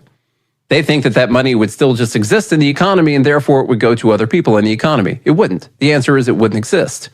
And that's not better. The only way that's better is because they don't have to sit there and hate rich people and think about inequality all the time, because the actual answer is they hate rich people more than they love poor people. And that's the actual damaging thing to the economy, because the economy is their brain. Number 2, the super rich are taxed at a dangerously low rate. That's how it hurts the economy. They get to keep more of their money. We're talking about the fact that we're not taxing unrealized capital gains, and that's bad for the economy because we didn't give the government to build more 12-day pier projects. Extreme wealth and poverty are rising simultaneously for the first time in decades. Well, that's definitely the fault of the billionaires, I bet, because all the money they have was stolen from everyone at the bottom. That's not the case, actually. Most of the money they have is people freely deciding to invest in the stock market and deciding to bid up the prices of their companies. American billionaires are 33% richer than they were at the start of the pandemic. That's literally the same as number one. Number 1 and number 4 are the same thing, but they haven't explained why this is necessarily bad for the economy. If these people created more products and services, or if the companies they own made people's investments in 401ks and retirement plans better. They're still not telling me why it's bad for the economy. Now we know why it's bad. Billionaires contribute 1 million times more carbon to the atmosphere than the average person. Therefore, we just get rid of the billionaires and we'll save the environment. And that's why they're bad for the economy. Except for when you think about the fact that there's like 1,000 billionaires and maybe they contribute 1 million times more per each one of them than the average person in the economy. But there's like 330 million other people. And so therefore, wouldn't do anything if you got rid of the billionaires, would you? Okay, that's that recap from May. We talk a lot of economics, and we think that's the most important thing. That's why I wanted to show you guys that clip before we get into Dumb Bleep of the Year. Thank you guys so much for being here to hear this. We'll see who's going to get a trophy. Someone's getting a trophy. Might as well be you next year, right? Charlie's not here. He's out in Louisiana hanging out with his family. But I'm not really by myself because I'm hanging out with the fine folks and the Fed Haters Club. And this episode is really completely dictated by them. We've been doing voting for Dumb Bleep of the Year. As you might know, we do Dumb Bleep of the Week every single week. I think we're going to be adding in Dumb Bleep of the Month. That way I don't have to do so much work at the end of the year. Thanks for that idea. And then we do Dumb Bleep of the Year. Whoever submitted the Dumb Bleep of the Year entry gets a trophy, and whoever wins, if it's it's going to be some individual or a group of people wins, so we're going to make them a trophy and try and find an address that we can send that trophy to as well. Man, 2024 is over almost. What a year. I can't believe it's over. This was an election year, a crazy, crazy year. We started off with, one of the earliest things was that Robert Hur release of the Biden documents thing, where they're like, oh yeah, he did those crimes, but we think he's too mentally unfit to put in front of a jury. And that's the guy who's still running for president. He's still the president right now, by the way, if you can believe it. I don't believe it, but he still is the president right now. That's pretty crazy. We were told he was fine throughout the year, totally fine. In fact, I watched a news report where they talked about whether or not Kamala Harris was dragging him down because she was so unpopular. And this was on like one of the left-wing news media stations I was watching, and he was totally fine. And they had that early debate between Biden and Trump, where Biden basically died on stage. It was absolutely nuts, and they couldn't hide it anymore after that. And then, not too long after that, like a couple weeks later, Trump almost got killed on live TV with that first assassination attempt. Absolutely wild stuff. He survives that. Everyone forgets about it like after a week, by the way. Totally gone. They got the RNC, and then right after that, they coup Biden, and they install Kamala, who all of a sudden is like the savior of our democracy and brilliant and perfect and all those great things. I mean, and that was just like a 30-day time frame that I just described to you. It was absolutely wild year that we all just endured. And I'm so glad that you all made it all the way through it with us over here at Good Morning Liberty. Couple other things, I got something wrong several times. There's a really big thing I got wrong several times. I probably said 100 times that Trump was not going to win the election. And I'm pretty sure he won the election. You could listen over and over again to me saying there's no way he's ever going to get elected president again. Lo and behold, he wins the election. Okay, I was a little bit surprised. I also said several times throughout the year 2024 that I was not going to vote for Donald Trump. Bunch of times I said I was not going to vote for Donald Trump. And then guess what? I ended up voting for him. That's pretty weird. It was a big year for me. First time Trump voter. And, really, the people who lost, they deserve it. I'm so glad they got it. I'm so glad they lost like they were supposed to. And that was really the biggest driving factor for me, was those people needed to lose. And, maybe some good things from this whole Doge idea. Elon Musk getting involved. That could be cool. And so we have, over the last week or so, we found out who the dumbest thing from each month was. And then we went through quarter by quarter. So we pitted January, February, March up against each other, Q1, 2, 3, 4. And then we found out what the dumbest thing from each quarter was. And so now we're down to the final four. You might be surprised what some of the winners are. I kind of am. I'm surprised about the first one because we're going to go in reverse order right now. We're going to start at Q4 and go back to Q1 because I think it'll be more fun that way. The thing that actually won Q4, if you can believe it, if you can believe such a thing, it's wild to me because there was an election that took place in Q4, a presidential election of all the dumb things that were said. We also had the CEO of United getting killed in Q4 and all the dumb things that were said after that. So many dumb things.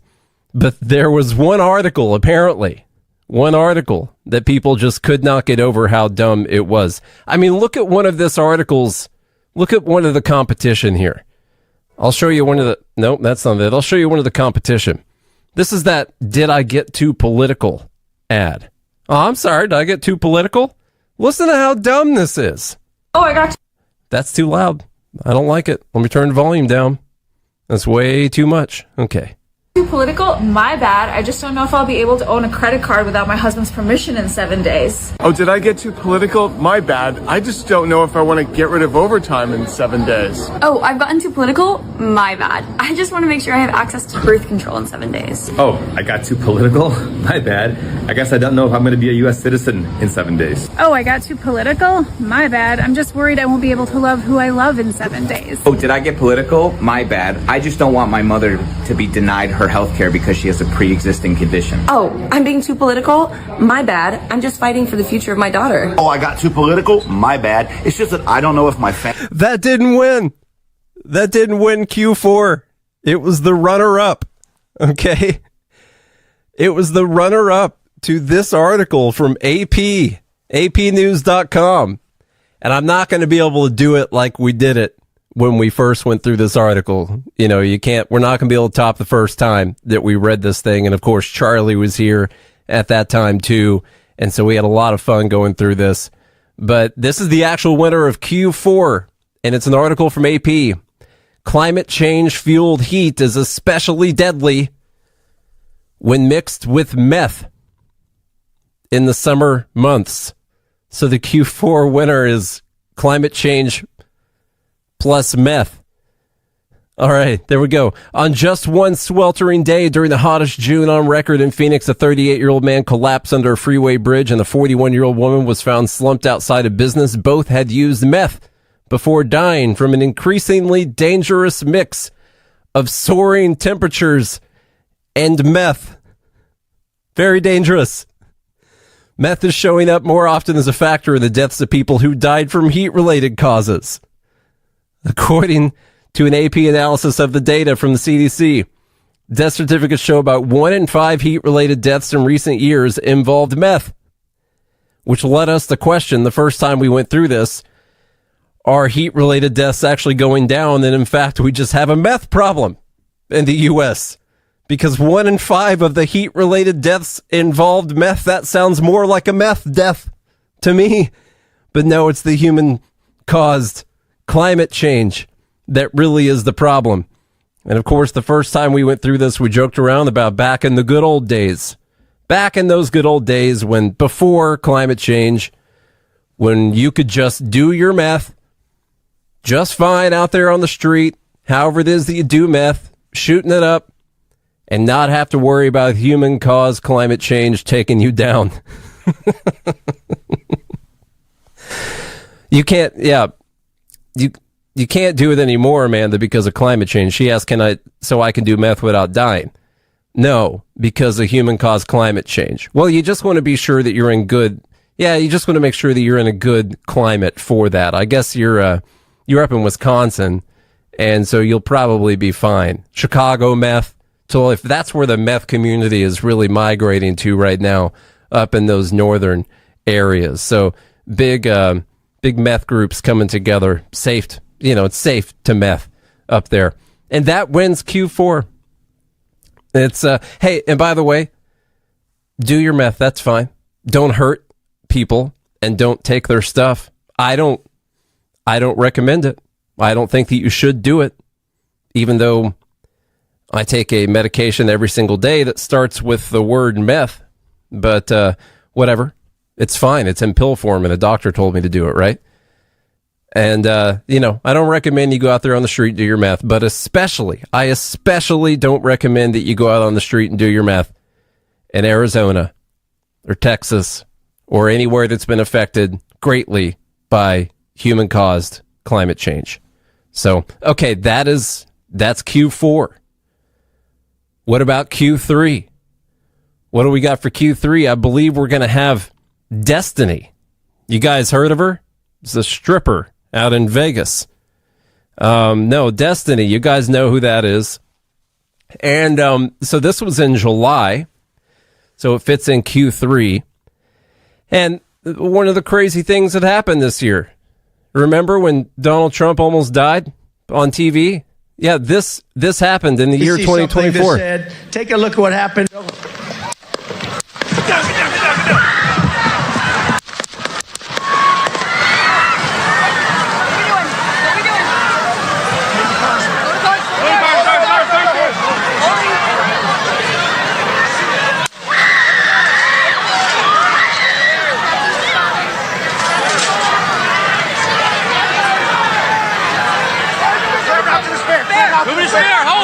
That's crazy stuff. Whew. One little turn of the head right there. And Donald Trump ends up living, and he goes on to win the presidency. Turns out, we were right that day. Actually, I did an interview with Spike Cohen, myself and Amanda, who's in the group right now, did an interview with Spike Cohen, and I said, Trump just won the election. And I should have stuck with that. I ended up saying a bunch more times, I don't know what's going to happen. But, so one of Trump's supporters died that day. Corey Comparator, I think is his name. And then two others were hit and were in critical condition. And then we got a bunch of reactions from Destiny. And so I'm going to play some of the reactions. I'll play a couple here that were posted in the live group around this time. Remember, we're going through the submissions that we had to go through for Destiny to win Dumb Bleep of the Week. And so the live group, they throw in these submissions, and these are the ones that we went over. But anyway, so let's play that. Just to be clear, you, the guy that got shot at the rally, this is why I don't give a about showing sympathy. This is why I don't give a This is why I don't give a about the sympathy for any of you losers, because you won't own up to anything. Don't take it out on me because your wife won't own left you up to faster. anything. Nobody is talking about All right. Everybody calm down. Jesus Christ. You got the skin complexion of Uncle Fester. Go worry about your great, and you've got the voice tone of a guy with an A1C of 15, okay? Good for you. That's fine. Listen, I don't even know what that means. God bless. I'm sure you don't. That's why your feet are about to fall off, Dip. Oh, he muted me again. Okay. All right, so that's one way of doing it. That's one way of reacting. We also had this submission was thrown in. This was in the live group. This is him saying, a person in a crowd cheering for and supporting a traitor to this country caught astray. I'm so sad. Please. He also had a ton of other really disgusting and awful tweets about this. I was trying to stick to the ones that were actually submitted in the group. Around this time, we kind of thought that Destiny was going to be done after this, and he's still here, I guess. He's still here doing stuff. We've got a few more videos here. Let's see. You genuinely do hate conservatives, don't you? Very much so. I've moved full on to the political violence level, or the real violence level, when it comes to conservative people. Yeah, I think they need to be excised from my country. I think they are demonstrably evil people by any moral system that most people would use. And then I just hate them because they tend to destroy the outcomes related to this country, which is what I'm concerned with. Yeah, absolutely. That's a topic I'm not yet. All right, so that's one. How about your parents? If they get their brains blown out at a rally, would you have the same attitude? They are democracy-hating insurrectionists, after all. One, you permaban for asking a stupid question, because the obvious answer, two, is, listen, they're adults. They make their own decisions. If you want to support an insurrectionist president, then whatever comes of that that's your consequences. Again, it's not a joke. My mom is an immigrant to the United States of America when she was 5 years old. Her parents worked really hard to get her here. She served for 20 years in the Air Force, along with my dad. They know exactly what they're doing. They should know exactly what they're supporting. It was my mom that, ranted at me for over a decade about how evil the USSR and Putin and all the Chi-Coms and all that. So whatever, if they go to a rally and they, whatever less end of life cost for me to deal with. It's on them. That's their decision. You think I'm going to lose sleep over that? No. We all have our own paths to walk in life. We all have our own decisions. Okay, that's one decision to make. That's one way of doing it. He went on Piers Morgan, and let's see, he, of course, refused to condemn it. I think we know that. That's pretty clear. Indifference. No, do you condemn the shooter shooting Donald Trump? No, not here, not on this program, not in front of these people. Absolutely. You do not condemn a deranged shooter shooting Donald Trump. Just a child. This is not. Actually, it's not. You know what, Charlie? You know what, Charlie? It's not actually the behaviour of a child. It's the behaviour of somebody who's completely lost his moral compass. Are you dipping into savings to pay the bills? I'm Holland Cook with Inflation Hacks. Many Americans did squirrel away that relief money Uncle Sam sent during the pandemic while we weren't spending on this and that as we quarantined. Still, hitting the piggy bank for day-to-day expenses is scary and fundamentally unsustainable. Notable exception, your credit card balance. It's double-digit debt, and your bank is paying, 1% interest on your savings? savings? Slay that plastic and pay cash for what you need by making smart trade-offs about what you want. Example, Yahoo Sports estimates it costs $253 for a family of 4 to go to a Major League Baseball game, unless they go after an early dinner at home. How are you coping? Post your inflation hacks at andyoucanquoteme.com. There are basically 2 types of advertising, direct response and branding. Radio's great for direct response with its low cost to listener ratio, but audio can't be beat for branding, which is a longer term endeavor. You want to be the first thing that someone thinks of when they think about your product or service. If you have a local business that you want kept top of mind in your community, call the station. If you need national reach, Free Talk Live's got around 200 radio stations, millions of monthly listening sessions, can suit all budgets, and if we don't think we're right for you, we'll tell you. Email me, mark@freetalklive.com. Tired of cancel culture? Sick of mega tech corporations holding an axe over your head? Join the LRN.FM Matrix chat server. It's self-hosted, so no one else can tell us what to do or say. Don't like the existing channels? You can make your own. You can even connect into some of our channels from other Matrix servers. It's federated. For the full LRN.FM Matrix experience, though, you should join our server via the step-by-step instructions at chat.lrn.fm. Chat.lrn.fm. The latest episode of Free Talk Live continues with Hour 3 up next after the news here at listen.freetalklive.com. From Feature Story News in Washington, I'm Nick Harper with the Year in Review. In the US, much of the year was dominated by politics. A presidential election in November saw Donald Trump win a second term in office. It was a stunning political comeback, with Trump becoming the first person in more than 120 years to return to America's highest office following a previous electoral defeat. Ever since Benji Hire watched that win unfold on election night. History is being made here as a twice-impeached former Commander-in-Chief, a convicted felon, eyes up another term. The 78-year-old's remarkable night, indicative of a red wave nationwide, as Americans also voted to flip the Senate from the Democrats to the Republicans. Trump beat Democrat Vice President Kamala Harris, but up until July, his rival in the race for the White House had been the President, Joe Biden, who dropped out after a disastrous debate performance, questions about his mental acuity, and pressure from within his own party. Here's FSN's Jagruti Dave.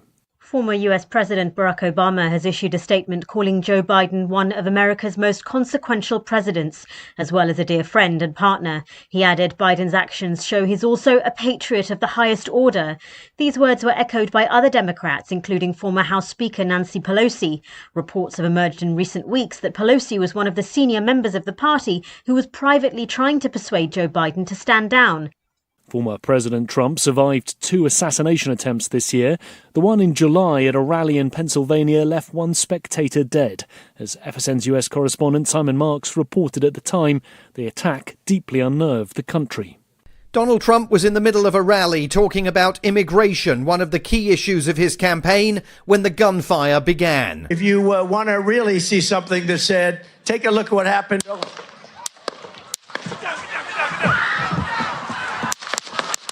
The former president clutched his ear and fell to the ground. Secret Service agents clambered onto the stage to tend to his wounds and protect him.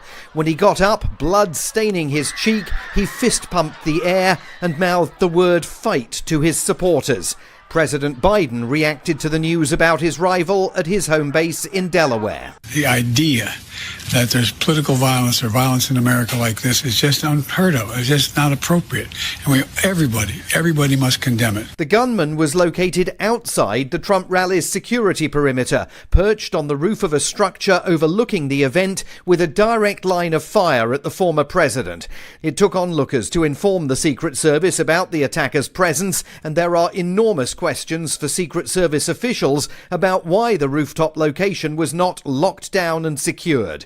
Photographers at the scene captured images of a wounded Trump that have immediately become iconic images of defiance and determination. From bureaus worldwide, this is FSN with the Year in Review. The Israel-Hamas conflict intensified this year in Gaza. while Israel also carried out strikes against Hezbollah in Lebanon. Israeli forces killed Hamas leader Yahya Sinwar, the architect of the October 7, 2023 attack, and assassinated the group's political leader Ismail Haniyeh in Iran, as FSN's Asia correspondent Neha Punier reported. Ismail Haniyeh was reportedly killed in Tehran as per Iran and Hamas. Hamas says he was killed along with a bodyguard in what it described as an Israeli raid on his residence. Haniyeh was reportedly in Tehran to attend the inauguration of Iran's new president. Iran is a close ally of the Palestinian militant group. In other global news, Syria's Bashar al-Assad's regime was toppled in December, ending 50 years of his family's rule. Kremlin critic Alexei Navalny died in a Siberian prison, while in August the US and Russia carried out its largest prisoner exchange since the Cold War. 3 Americans were released, including Wall Street Journal reporter Evan Gershkovich and US Marine veteran Paul Wieland, as FSN's Daria Bundarchuk reported from Moscow. Moscow handed over 16 foreign and Russian nationals accused of espionage and other actions it qualified as undermining the country's security. Many of them are journalists and activists. They were pardoned by Putin's secret decrees in the last days of July. Among the released prisoners are Americans Evan Gershkovich, Paul Whelan, and other foreign citizens Rico Krieger, Dmitry Voronin, Patrick Sherbel, and Herman Mojis. The Kremlin also released prominent Russian political activists. In exchange, Moscow received Russian citizens jailed over spying and fraud, in particular Vadim Krasikov, dubbed the FSB killer. Daria Bondarchuk, Moscow. And that was the year in review. That's Feature Story News. Nick Harper reporting. Sources are confirming that a man currently on a very intense cell phone call has been walking down the same city block for the past 45 minutes, periodically shaking his head and speaking brusquely to the individual on the other line. Please, just give me 1 second to make one point. Onlookers speculate that the man is in his early 30s and is either talking to a coworker, boss, or possibly his wife, girlfriend, boyfriend, attorney, or some sort of client of some kind. They say insanity is doing the same thing over and over again and expecting different results. Thus far, the man has walked by the same cafe over 10 times. You know, when I was coming in, I heard him say, "You're just not listening. That's the problem." So, sounds like a pretty frustrating phone call. He's running his hand through his hair again.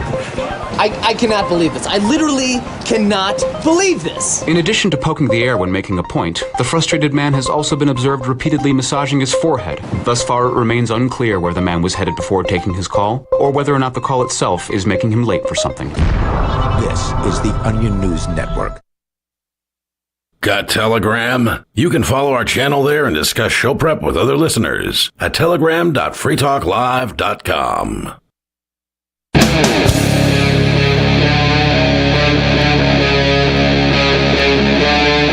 Free Talk Live.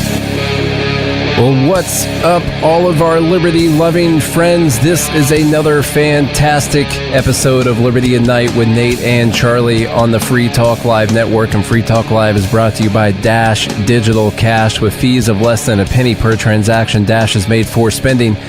Dash is one of the oldest cryptocurrencies and is widely available on exchanges, including the decentralized Maya protocol and in multi-crypto wallets. Thanks to the Dash DAO for sending us 32 Dash per month for the sponsorship. It's easy to get and use Dash.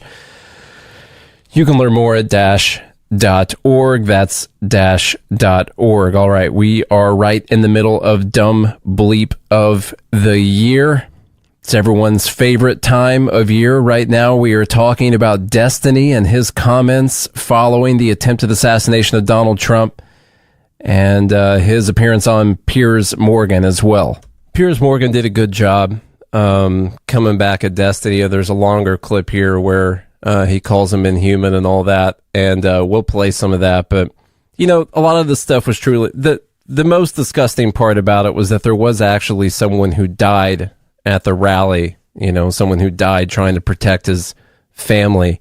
And to just say that the guy deserved it, or you don't care.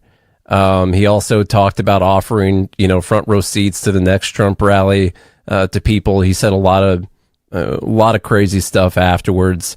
And in one way, and I said this, I believe, after all this happened, I'm at least glad that he is saying what he believes, so we know it.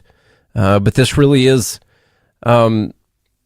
this kind of really is the logical conclusion of the type of ideology that a lot of people have. I mean, why wouldn't it be? And if you think that Donald Trump is an insurrectionist, or you think he's essentially a murderer or whatever, like, you get to this logical conclusion. And, but then to do it to a supporter of him. And, you can support someone and maybe let's say even Destiny was objectively right about whatever the things are that he believes about Donald Trump, which he's really not. But let's say he was objectively right about those things. Even you can't say for sure that the people who are supporters of him support those things, or that they believe those things to be true, or that even if he was objectively right, that they understood all of that. They could just be wrong about it. But to say that they just deserve to die, and someone who's a husband and a father, I mean, it's downright disgusting.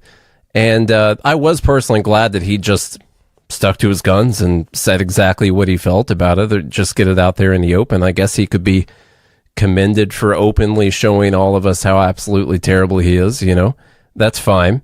Here's a little bit of the Piers Morgan exchange later on in the interview we were just playing. Yeah, but when you are in a world where conservatives can say anything. No, I'm not a conservative. They can have any conspiracy theory. I'm not a conservative. They can have any plot. They can do any of these things, and then liberals are supposed to sit here and be like, "Oh my God, it's so tragic." No, Destiny. Absolutely not. Let me explain. Absolutely. Let me explain my position, because I'm not a conservative. I'm not on either side in your race, right? Here's what I think about what you did. You'd like to fire off, as you've done so far in this debate, about your fury at how disgusting Republicans are, how inhumane they are, how they never have any empathy, blah, blah, blah, blah, blah, blah, blah. And then you yourself actually are exactly the person that you're describing. You are inhuman. You are somebody who seems almost gleeful that a young firefighter with a family, with a wife and children, who he was protecting as he was shot dead, that he deserved what was coming to him, because he went to a President Trump rally, a man who was president of the United States until recently for 4 years and maybe again. You sound almost gleeful, Destin, and I'm sorry, that makes you, frankly, despicable. I don't think I'm gleeful about anything. I don't think anybody should die. I don't think anybody deserves to die. But you want to talk about gleeful? Look at the conservative response to Pelosi's husband when they broke in. I can answer that. Mainstream media figures I can answer that. I don't care. I can answer that. With all due respect, I don't care what your answer is. Let me answer that. The reality is that conservatives have been turning the temperature up on the rhetoric. They have been making fun of. By the way, for a guy who's so good at debating, coming in and saying, "Well, look at the conservative response to Pelosi's husband." Well, there's a pretty big factor there that's very, very different. The guy didn't die, first off. Questions around the attack and stuff like that at the time that it happened, but let's just say everything in the news was 100% absolutely true. He didn't die, first off. Okay? He was still alive. You're talking about a guy that you know for sure died, who was a firefighter and a husband and a father and all this stuff, and just sitting there at the rally and get shot by some crazy person because they were trying to kill Trump. And you then still said all these things about that guy afterwards. And then the whataboutism afterwards, say, well, look at Pelosi's husband. Look at what conservatives said about Pelosi's husband afterwards. Well, okay, so are you better than them? Because clearly not. You're doing it about a guy that's dead. They were doing it. Some of them were doing it about a guy that's still alive. That's very, very different. Okay. So Q3 is Destiny. And, like I've mentioned before with Destiny, I did mess up. I did delete that interview that we did with Destiny back in 2023, end of 2023, because I'd never heard of him before. I thought he was just some asshole, some random guy who got brought over to the table by a friend that we had there. I thought he was just bringing over some kid who was just a douchebag. And, I guess I should have looked up to see who he was or whatever beforehand. But the interview was fine. We talked about Russia and Ukraine, and he continued talking about why it was so important that we supported Ukraine. And we disagreed with them and stuff like that. I hated the guy's attitude. Like, he's a big deal at that moment, still a big deal right now, and he acted like it the whole time. He didn't want to be there, didn't want to talk to us. Everything that we said was really stupid, and he was just one of the biggest douchebags I've ever talked to in person before. And so I deleted the interview afterwards because I hated him so much. And then I found out later on that I probably should have released that. Maybe should have done a little bit more research before deleting that whole thing. But hey, what are you going to do? You know, no, there's just no way of knowing. We don't have a time machine. I can't fix it. So that's Q4 and Q3. Now we got Q2. And Q2 had some good ones in it too. We had a video going around, someone explaining why the words good morning were racist. That was ridiculous, rooted in slavery and all that. That was one of the ones that won April. So that was the dumbest thing of April, according to the Fed Haters Club. We had one called Bad Econ 101. Included in that, by the way, was presidential candidate Robert F. Kennedy Jr., at that time, an independent presidential candidate, releasing his plan for doing a $5 billion reparations plan for black farmers, which he said was an entitlement for them, like an actual entitlement, something that they were entitled to because of past discrimination. Today's people now can be entitled to something because of something that happened to people that came before them, but whatever. And I'm supposed to believe the guy's a libertarian, I guess, but he wanted to do a $5 billion reparations plan for black farmers. And we also had included in that the chief of, Biden's Council of Economic Advisors explaining how he didn't know how the Fed works. I mean, that was a pretty funny one. In fact, if I can find the video real quick. Let me see. That video is too good to not play right now. I gotta play it. Our own money. This is not. This is not the submission. I'm just telling you who this beat out. Okay. The U.S. government can't go bankrupt because we can print our own money. It obviously begs the question: why exactly are we borrowing in a currency that we print ourselves? I'm waiting for someone to stand up and say, "Why do we borrow our own currency in the first place?" Like you said, they print the dollar. So why does the government even borrow? Well, again,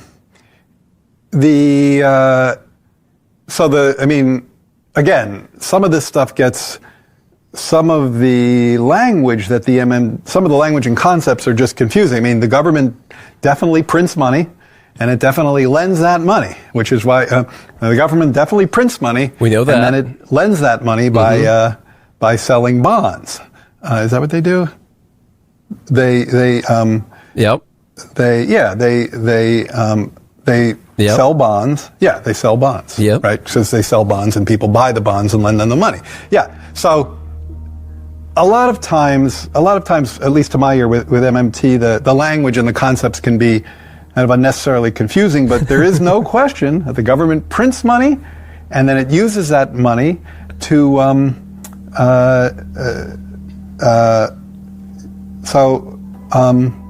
I guess I can't really talk. I don't get it. I don't know what they're talking about. I don't get it. It's like, I don't get it. The government clearly prints money. It does it all the time. Okay. And it clearly borrows. Selling Otherwise, bonds, we wouldn't be having this debt and deficit conversation. So I don't think there's anything confusing there.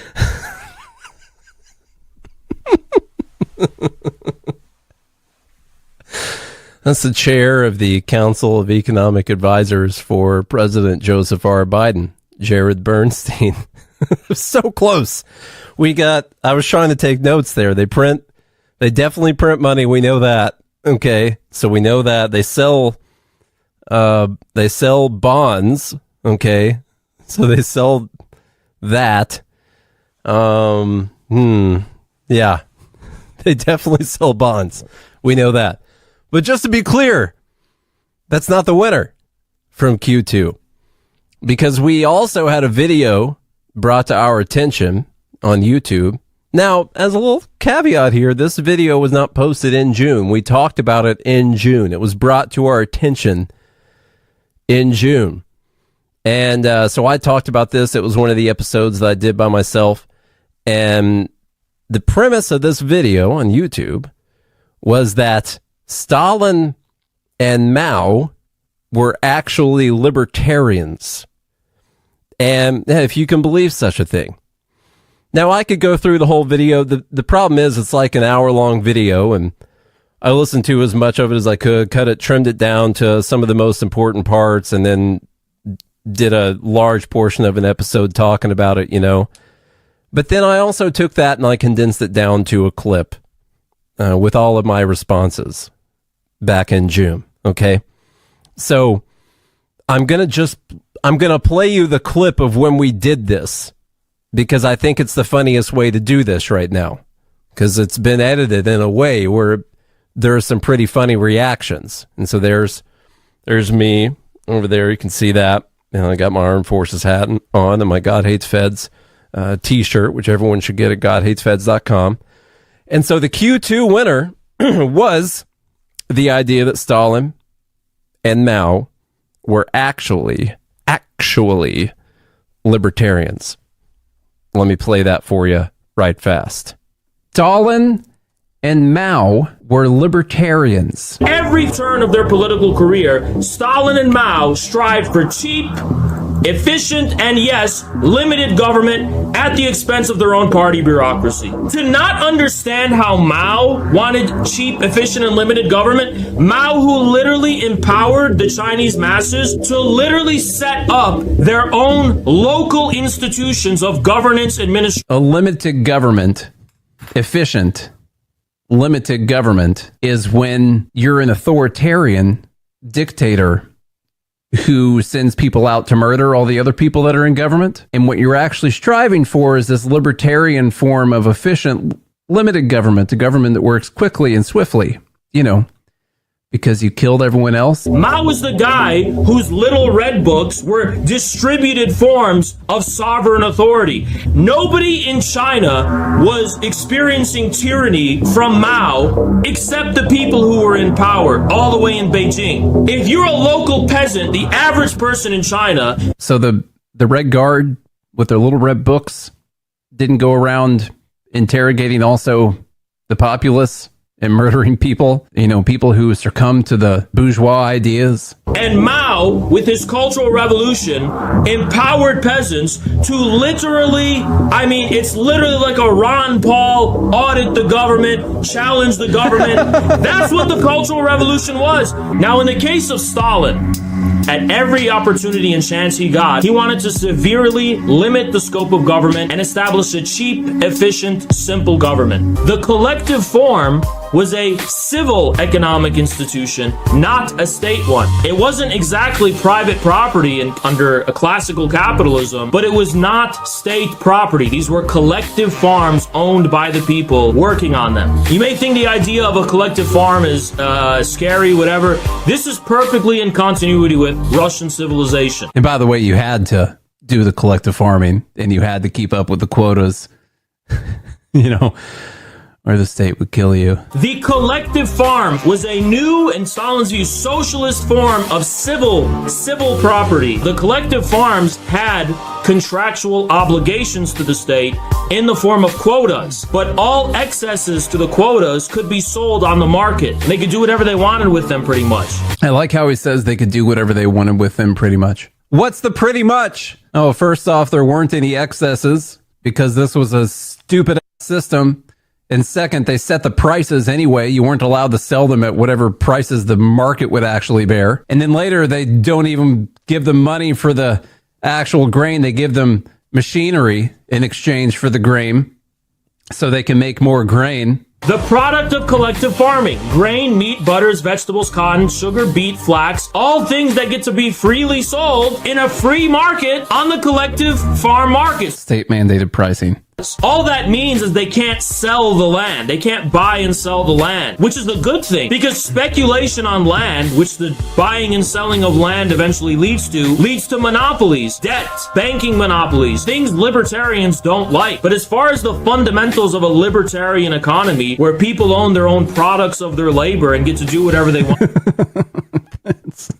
As most libertarians know, we can't have privatized ownership of land. Libertarians universally against private ownership of land because it's speculation, and speculation, of course, leads to monopolies, and monopolies lead to hate, and hate leads to suffering. You have more freedom when the land is public. You have more freedom when the instruments of production are public, depending on which instruments. I mean, there's a range of what that means. What's the range? All I mean by libertarian is a general tendency toward wanting to limit the scope and scale of government and the powers of government. When you institute your own authoritarian dictatorship, you're making a streamlined, limited government where it is limited to whatever you tell everyone to do or you'll kill them. Basically, a Ron Paul revolution, if I've ever heard it in my whole life. Stalin, relative to his contemporaries, was a libertarian. He wanted to strengthen the civil institutions of the people at the expense of the centralizing state institutions. Stalin, and at every turn, wanted to give power to the people. Now, Stalin failed. Stalin failed because he didn't purge enough. I hate it when you forget to kill enough people. Oh, man, gets me every time. But the state will not exist forever. The state will die away. And of course, the conversion of the property of individuals or groups of individuals into state property will lose meaning. We must make the state bigger, and eventually it will die away. Under which the collective farms would receive for their products not only money, but also manufacturers they need. This is kind of like the Hamiltonian system that the LaRouche people always want to talk about. He's saying we want to incentivize surpluses of production. In return of peasants selling their surpluses to the state, not only are they going to get money, which, I mean, can the state really compete with the market price? Probably not. We've made it into the point where these collectivized farmers can't sell their stuff on the market anymore. They got to sell their excesses to the state because this was so terrible and people were starving to death. Millions of them. Now they're going to sell it to the state. But he's saying, well, not only are they going to give money, but they're also going to get equipment. And of course, the state couldn't compete with the actual market price. That's why they made the market price illegal. You worked under threat of death. In exchange, they would give you more tools to work under threat of death. It's a pretty good system. For manufacturers and instruments of production. In other words, technology that overall increases the forces of production. The state invests in the technology, and it's up to the people to make the profit. And they have an incentive. And it's not based in force. It's based in an exchange. He literally calls it products exchange. Stalin is a libertarian for all intents and purposes. And if you don't think he's a libertarian, he's at least libertarian in comparison with the caricature painted of Stalin as a guy who wants to create this totalizing state that just owns everything. No, he doesn't. Stalin wants to deepen the avenues of exchange. He wants to respect or else forms of property that are outside of the state and deepen those forms of property. That's good stuff. That's good stuff if I do say so myself. That was fun. I appreciate Nate from 6 months ago taking over for me there. I had to get up and go use the bathroom there for a minute. Just wow. I think I got all the responses in there that I wanted from the first time that we talked about it. I like how towards the end he's like, well, he was at least libertarian in comparison to the caricature. Is that what he said? Caricature. That's painted of him now. He was libertarian at least in comparison to that. He was not as bad. He's not as bad as what people say he is, even though the whole video is the idea that he's a libertarian, but then they just say, well, he's at least libertarian in comparison to how terrible he was, how terrible he's being portrayed right now. That's Q2, y'all. And that was very dumb. That was very extremely dumb. That's a dark horse there because it's one that we almost didn't talk about. Because it took a long time to go through that. I had to listen to this guy's entire video, record it, and then I had to go through and listen to it several more times so I could condense it down to a 7.5 minute clip so I could then play that clip during the show, and then I had to listen to it a bunch more times while I was cutting this clip to put out there for everyone to listen to right now. So I feel like I'm well versed in all the ways that Stalin and Mao were actually libertarians. It was sort of a Ron Paul revolution, before I think Ron Paul actually took a lot of pointers from what those guys did. All right, I hope you guys are enjoying Dumb Bleep of the Year so far. We still got just a little bit left, and then we'll find out what the dumbest thing that happened in year of our Lord 2024 was. Of course, as always, I got to tell you that these live shows happen on our private Discord channel, which you can get to by going to joingml.com,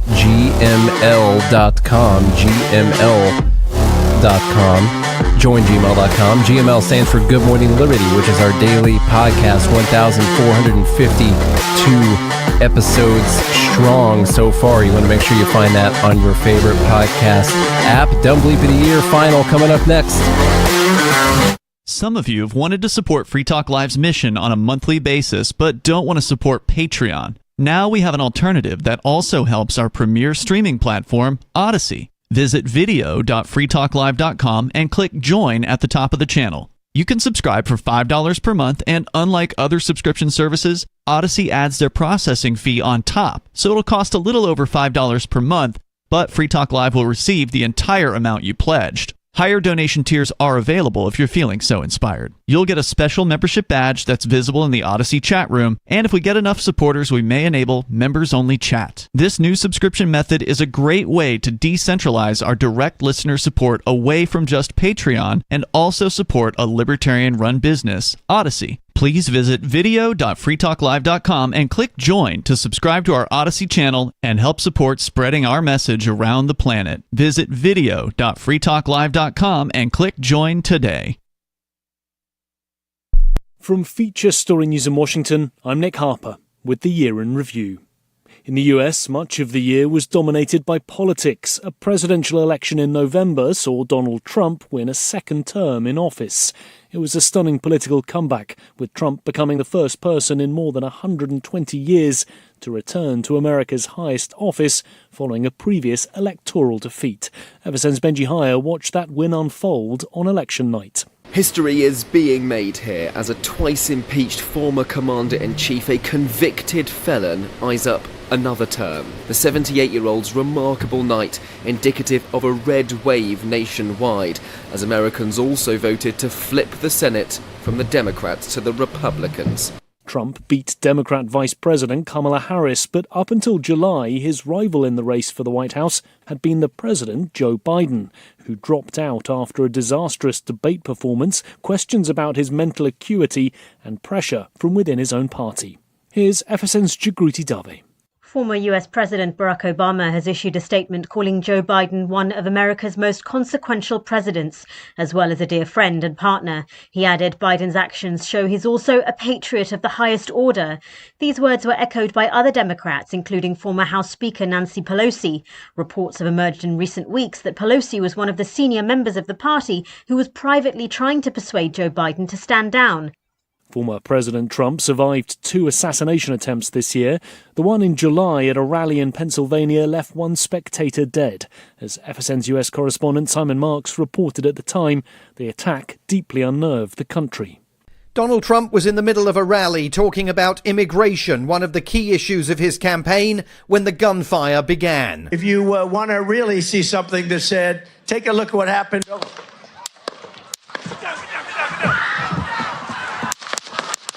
The former president clutched his ear and fell to the ground. Secret Service agents clambered onto the stage to tend to his wounds and protect him. When he got up, blood staining his cheek, he fist-pumped the air and mouthed the word fight to his supporters. President Biden reacted to the news about his rival at his home base in Delaware. The idea that there's political violence or violence in America like this is just unheard of. It's just not appropriate. And everybody must condemn it. The gunman was located outside the Trump rally's security perimeter, perched on the roof of a structure overlooking the event with a direct line of fire at the former president. It took onlookers to inform the Secret Service about the attacker's presence. Photographers at the scene captured images of a wounded Trump that have immediately become iconic images of defiance and determination. From bureaus worldwide, this is FSN with the Year in Review. Our Matrix server is about as free as internet chat can be. Join the existing rooms or create your own at chat.freetalklive.com.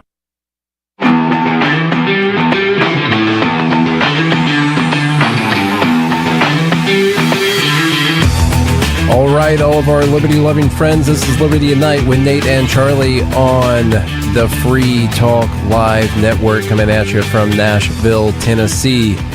We are nearing the end, the conclusion, not only of 2024, but of Dumb Bleep of the Year. If you've been following along, like I hope you have, you know we do Dumb Bleep of the Week every week. And then we get them in the months, and then we get them in the quarters, and then we put those 4 quarters, the final 4 together for Dumb Bleep of the Year, and see who said the dumbest thing in Year of our Lord 2024. We are almost there. Oh. And now to Q1. Q1 had some good stuff in it, too. Let me tell you what. By the way, like one of the things from Q1, we started off right there in January with a pretty crazy one. The one that won January. Not all Q1, but it won January. Was Dr. Anthony Fauci admitting that whole 6 feet social distancing thing just sort of appeared and wasn't based on data. And then he also said that he's not convinced there was any learning loss for kids who didn't get to go to school during that time. So that clearly won Dumb Bleep of that week. But then there were other things that happened in Q1. February, March. In March, we talked about a story of a squatter scenario that happened in New York, where a New York homeowner came to the house that she'd inherited, the $1 million home, to find people living there. And as you can imagine, she wasn't happy about that because it wasn't their house. And they weren't paying her any rent or anything like that. They had no agreement between, they just decided they were going to live there.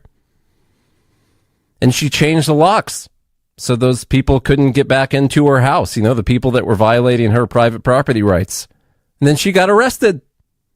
She got arrested for changing the locks on the house. Here's a little bit of what that sounded like. Moved into her $1 million home in Queens, and this our one didn't cameras win. were rolling as dozens of officers showed up. Several people were taken away in handcuffs, and one of those arrested may surprise you. Investigative reporter Dan Krauth joins us now with more on what happened. Tell us, Dan. Well, this is a very big growing problem. I received dozens of tips from viewers about this in just the past week. I went to do what I thought was going to be a routine interview. Instead, we capture what police and property owners are dealing with on a daily basis. I have video of you. Who are these people? Figure out the situation. Yeah, but they're in my house, man. Relax. No. To understand how this day ended, We need the police right away. with multiple 911 calls and arrests, we have to start at the beginning. Adele, the hardest question is how do you say your name? We met Adele Andaloro outside the home her parents left her in Flushing, Queens. She's in the process of selling it. No, he locked it. But she's been locked out. She claims squatters moved in on February 6th and refused to leave. What's it like being here knowing you can't go inside of your own home? It's enraging. It really is. In New York, squatters have rights after 30 days. By the time that someone does their investigation and they do their work and their job, we'll be well over the 30 days, and this man will have stolen my home. And now she's back. Just after wrapping up our interview, a woman showed up. What are you doing in the house? Are you renting this house? Why are you here? She unlocked the front door, saw our cameras, and took off. It's open. Let's go in the house. It's open. Adele and her daughter, with the property deed in hand, went inside. This is my furniture. These are my curtains. She didn't just find her belongings inside. There's a man sleeping right there. Get out of my house. She found 2 men. How long have you lived here? I moved in about 2 days ago. They've called the police on me, and I've called the locksmiths. I didn't come in illegally. The door was open. Police started interviewing neighbors and looking for documents. Do you have something that shows that you've been here for more than 30 days? They took the man who told me he had been renting for 2 days out in handcuffs They got one out. and escorted the other guy off the property. Now you're afraid to come out. I'm not coming out. This house is empty. This is my home. My locksmith is on the corner waiting to change my locks. And that's not fair.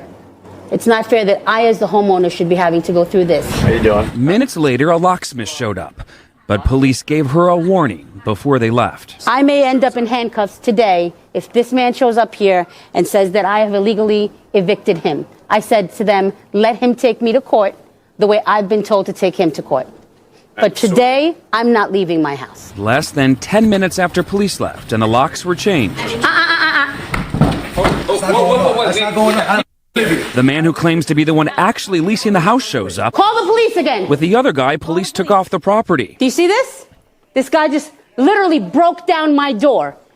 Broke through myself and my daughter to get in here. This guy just forced himself into my house. No, he did not. Yes, he did. No, he didn't. And so did you. Ma'am. You broke through the front door. Officer. The man called the police on her. So why is it that I have to leave and he doesn't have to leave? Because technically he can't be kicked out. We need to go to court. They consider this a landlord-tenant issue. And by law, it has to be handled through the housing court, not with police. If you own this house, you would not want her inside. I don't own the house. I don't own this. Exactly, Yes. she does. Yes, but then once again, you should know how the law works. I do know how it works. There's rules to the as you got to go to court and send me to civil court. He says he signed a lease in October, but wouldn't tell us with who. I got proof longer than that. Show us the proof. But who are you for me to show? I showed it to cops. Dan with Channel 7 News. If you don't want to show it, you don't want to show it. Proof. Come here, brother. I like Dan. I would like to see it. He didn't show me a lease. This is a bill. Doesn't have the lease? No. For being in my own home. And where's your lease? She's fighting the house. It's not her house anymore. My deed That's is what was current told and her. legal. Arrested for unlawful eviction. She changed the locks on a man. My God. I wasn't going to play that whole video, but I just got sucked in immediately, and I had to play the whole thing. I'm furious right now, even though I'm pretty certain, pretty certain, since I'm not certain, but I'm fairly sure that New York, I think they changed the law after this whole thing went viral. You guys can correct me if I'm wrong on that. Why was this ever a rule in the first place, even if they did change it? My God. Absolutely ridiculous. Yeah, I think they changed the law. Maybe we can find some updates on this whole thing, see how that whole thing shook out. I didn't do any further investigation on it because I didn't really plan on playing the video today. We're going to get to what did win. And I've been looking forward to watching this video again. I've been looking forward to it all day. And let me make sure that we... Oh, my God. I'm just scanning through this to make sure. I've got this whole thing here. Oh, man. I'm excited. So this is Acorn. This is an Acorn assaulting a police officer. We have a couple vantage points here of the show. This is the winner for Q1. This one was submitted in February and 1 February, and now it's 1 Q1 as well. And this is a police, if you're just listening, this is a police officer walking by his patrol car that is parked underneath a tree. While he is walking by, an acorn falls from the tree onto his car, and then stuff. And then things happen afterwards. So here we go. Shots fired! Shots fired! Shots fired! Shots fired! You know.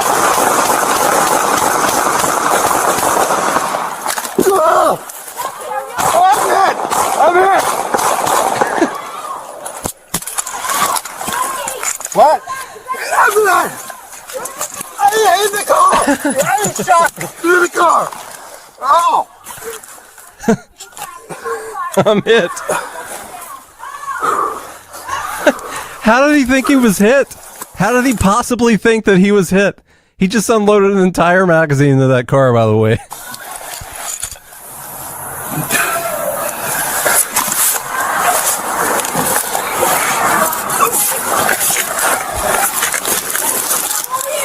I'm good. I feel weird, but I'm good.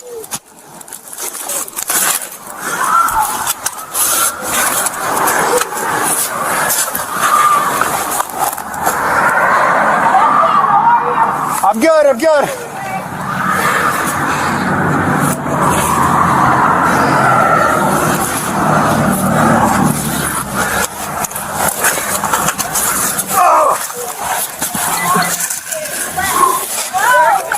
I don't know.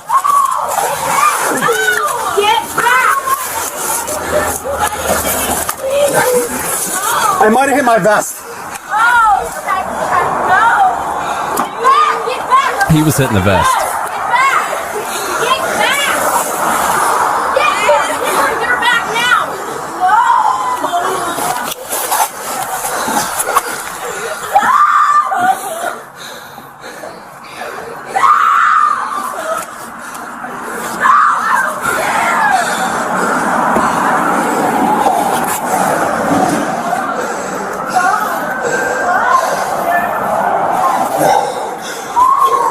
Stay inside your house. Stay inside your house.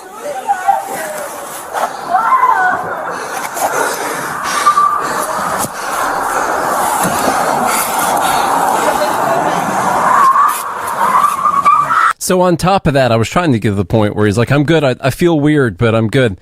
But we'll skip past that because there's another vantage point, and that's his partner that was with him, who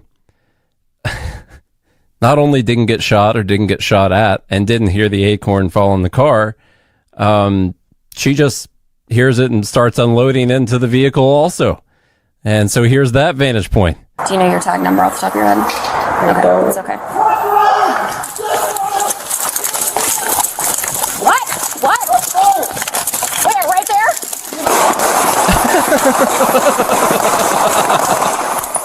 Jesse, are you okay? Get in the house! Jesse! Get back! Where is he? In the car! Now he's trapped! In the car! 43, give me traffic. Shots fired. I got a deputy down. No! Please, no!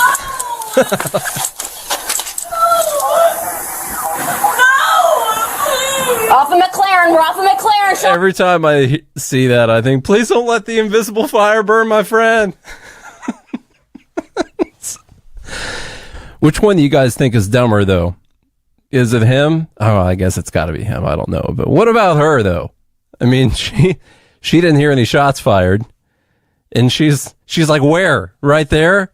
And she just unloads blindly into the vehicle. So he did say he was hit for sure. I think I wonder if these two lost their jobs. What do you guys think? We should check in on them and see how they're doing. No, yeah, definitely not unions. Let me ask Grok. Maybe Grok knows. Grok has become my favorite search engine out there, by the way. Let me see. Did 2 officers fire shots after hearing an acorn fall onto their car? Let's see what Grok has to say about this story. Deputy Jesse Hernandez, Sergeant Beth Roberts. Let's see. Led to Hernandez's resignation. Okay, during the investigation. So Hernandez resigned. I don't know about Beth Roberts. Let's see. Are they both still police officers? I mean, I don't want to.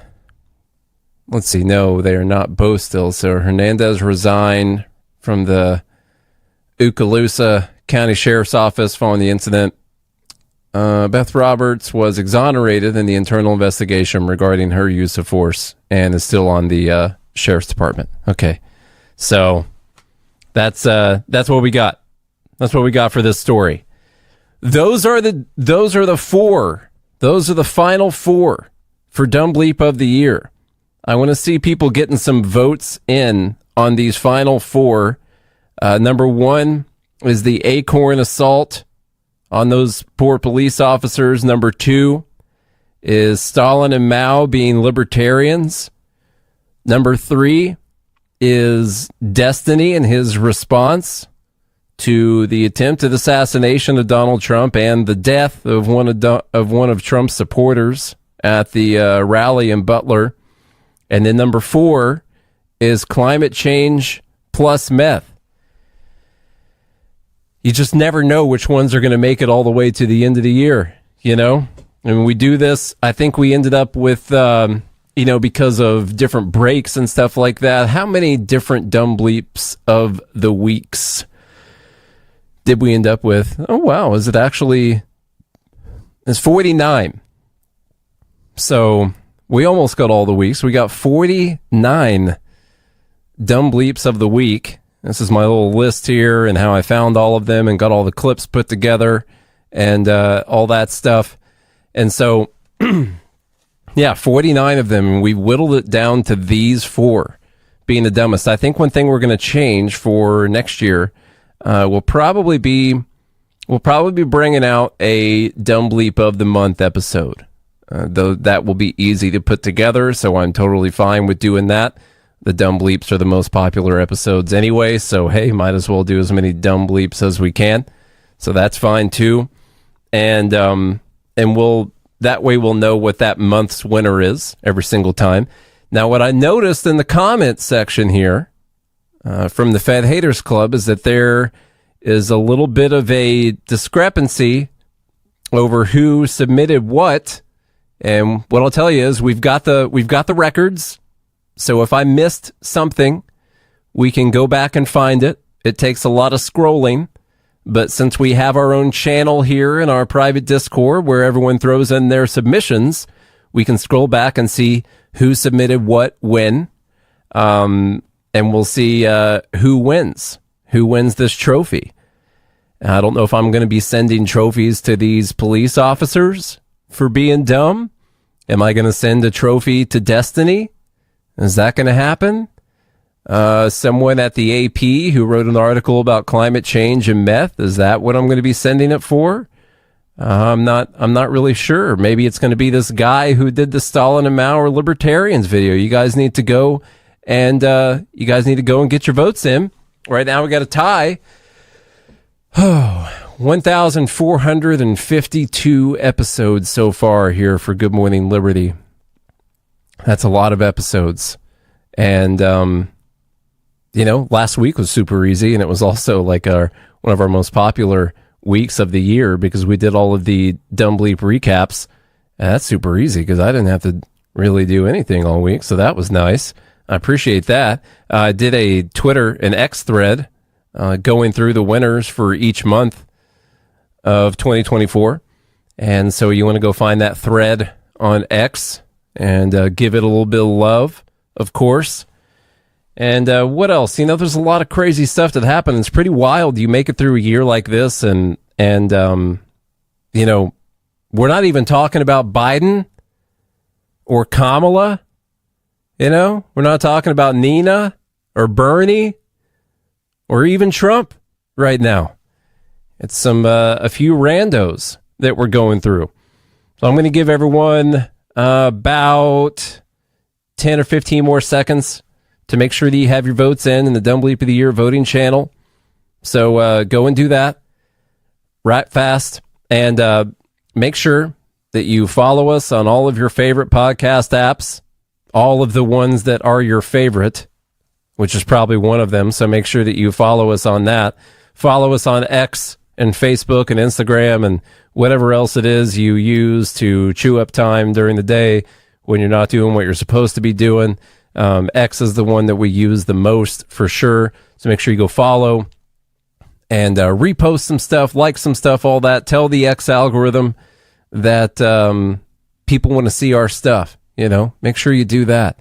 And what's something else you can do? You can go to GodHatesFeds.com and get yourself a God Hates Feds t-shirt. And you can also, this is very important, you can go to joingml.com and join the Fed Haters Club for as little as $7 a month. You can pay more if you want to pay more. That's fine. I'm not going to fight you on it. But it's as little as $7 a month, and you can hang out with us. You can throw in Dumb Bleep submissions. If you're not happy with the ones that made it to the Final Four and you're not a member, well, you got no room to complain. You could have paid the poll tax and come in here and submitted your own stuff and voted every week and helped change the outcome of this election. But if you're not going to participate in this election, then I don't want to hear any complaints about it. Okay? So 5, 4, 3, 2, 1. Stalin and Mao being libertarians is the Dumb Bleep of the Year winner. Great job. And let me see who submitted that one. I don't know if it's anyone who's hanging out right now, but I did go through and get these screenshots earlier. Let me see who submitted that. They go by the name of Tactical Warlock in the group. Tactical Warlock. I took a screenshot of the submission. Here's a screenshot of that submission in our private Discord channel. This is that YouTube video that was submitted on June 13th at 3:55 p.m. by Tactical Warlock, and that is the winner. So Tactical Warlock, send me an email. That's a better way to do it. Send me an email, nate@goodmorningliberty.us, and we'll take care of getting you that trophy and all that stuff. Thank you guys so much for being here. That was fun. I haven't made a decision on whether or not I'm going to be here tomorrow. I'm old, and I'm expected to stay up past midnight, which is ridiculous. And so I'm going to do that. And I don't know if I should also be expected to come in the next day and work. Okay? Although there have been a lot of really stupid things that have happened in the last few days, that we could be talking about here on the show. Is there a new pandemic? Are we dealing with a new pandemic? The bird flu coming after us right now? I don't know. We'll see. Jimmy Carter died, by the way. I didn't even mention that yesterday. He's old as hell, or he was anyway when he died, but he's dead now. Try not to speak ill of the dead. Okay, so I'll say something nice. I'm actually going to say no joke. This is no joke right now about Jimmy Carter. I could. Yeah, I'll say bad things about Stalin. That's fine. I could just go on and on about Middle East policy and Iran, and I could talk about the Department of Education or the Department of Energy, and I could do that with Jimmy Carter. I'm going to say one good thing that he did, and this probably hurt him a little bit. He did appoint. This is a crazy one. He appointed Paul Volcker to the Federal Reserve chair. And why is that important? They had crazy inflation, and Paul Volcker was like, yeah, we're going to knock this stuff out by raising the rates up to like 20%. That's a high rate, just so you guys know. Highest it's been since that time. And people aren't going to like it. They're going to be very upset about that. Can you imagine if the Federal Reserve raised their rates up to 20% right now? Well, he appointed him knowing that that's likely what he was going to do, but that is what was necessary to kill this super high inflation they had at that time. I think it was 14, 15%, something like that. So they spiked it up to 20, knocked the inflation down. We didn't start any more massive inflation waves like that since then, after they changed all the rules about what counts towards inflation. We didn't start any more waves like that until the last few years. So that's a good thing. I'll say that. He did that. He appointed Volcker, and Volcker did what needed to be done, raise the rates up 20% to get inflation down. He kind of understood what had to happen at that time. They couldn't keep doing the loose monetary policy. That's the one good thing I had to say about him. A lot of other stuff we could talk about here in the next few days. And so we'll see if I feel like coming in tomorrow and doing an episode. Thank you guys so much for hanging out with me today. I really do appreciate it. Thank you for hanging out with us all year. Charlie will be back sometime tomorrow, probably not for an episode, but probably for Thursday and Friday. And on Friday, of course, it starts back. Dumb Bleep of the Week comes back on Friday, and we'll do it all again. We're only a year away from Dumb Bleep of the Year 2025. So once again, thank you guys so much on the Free Talk Live network for hanging out with us every single Tuesday night. I know you're here. I know you're here every single Tuesday night. But if you can't make it on Tuesday, then go find our podcast, Good Morning Liberty, on your favorite podcast app. You can find us on YouTube, Rumble, Spotify, TikTok, X, Facebook, Instagram, MySpace, wherever you want to go. We'll see you again next Tuesday night.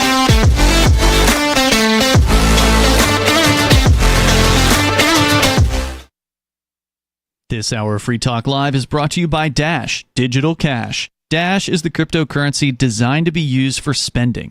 Rising fees have made Bitcoin useless for purchases, but Dash continues to have fees less than 1 cent per transaction, and its features ensure Dash is undefeated as the most useful cryptocurrency in the marketplace.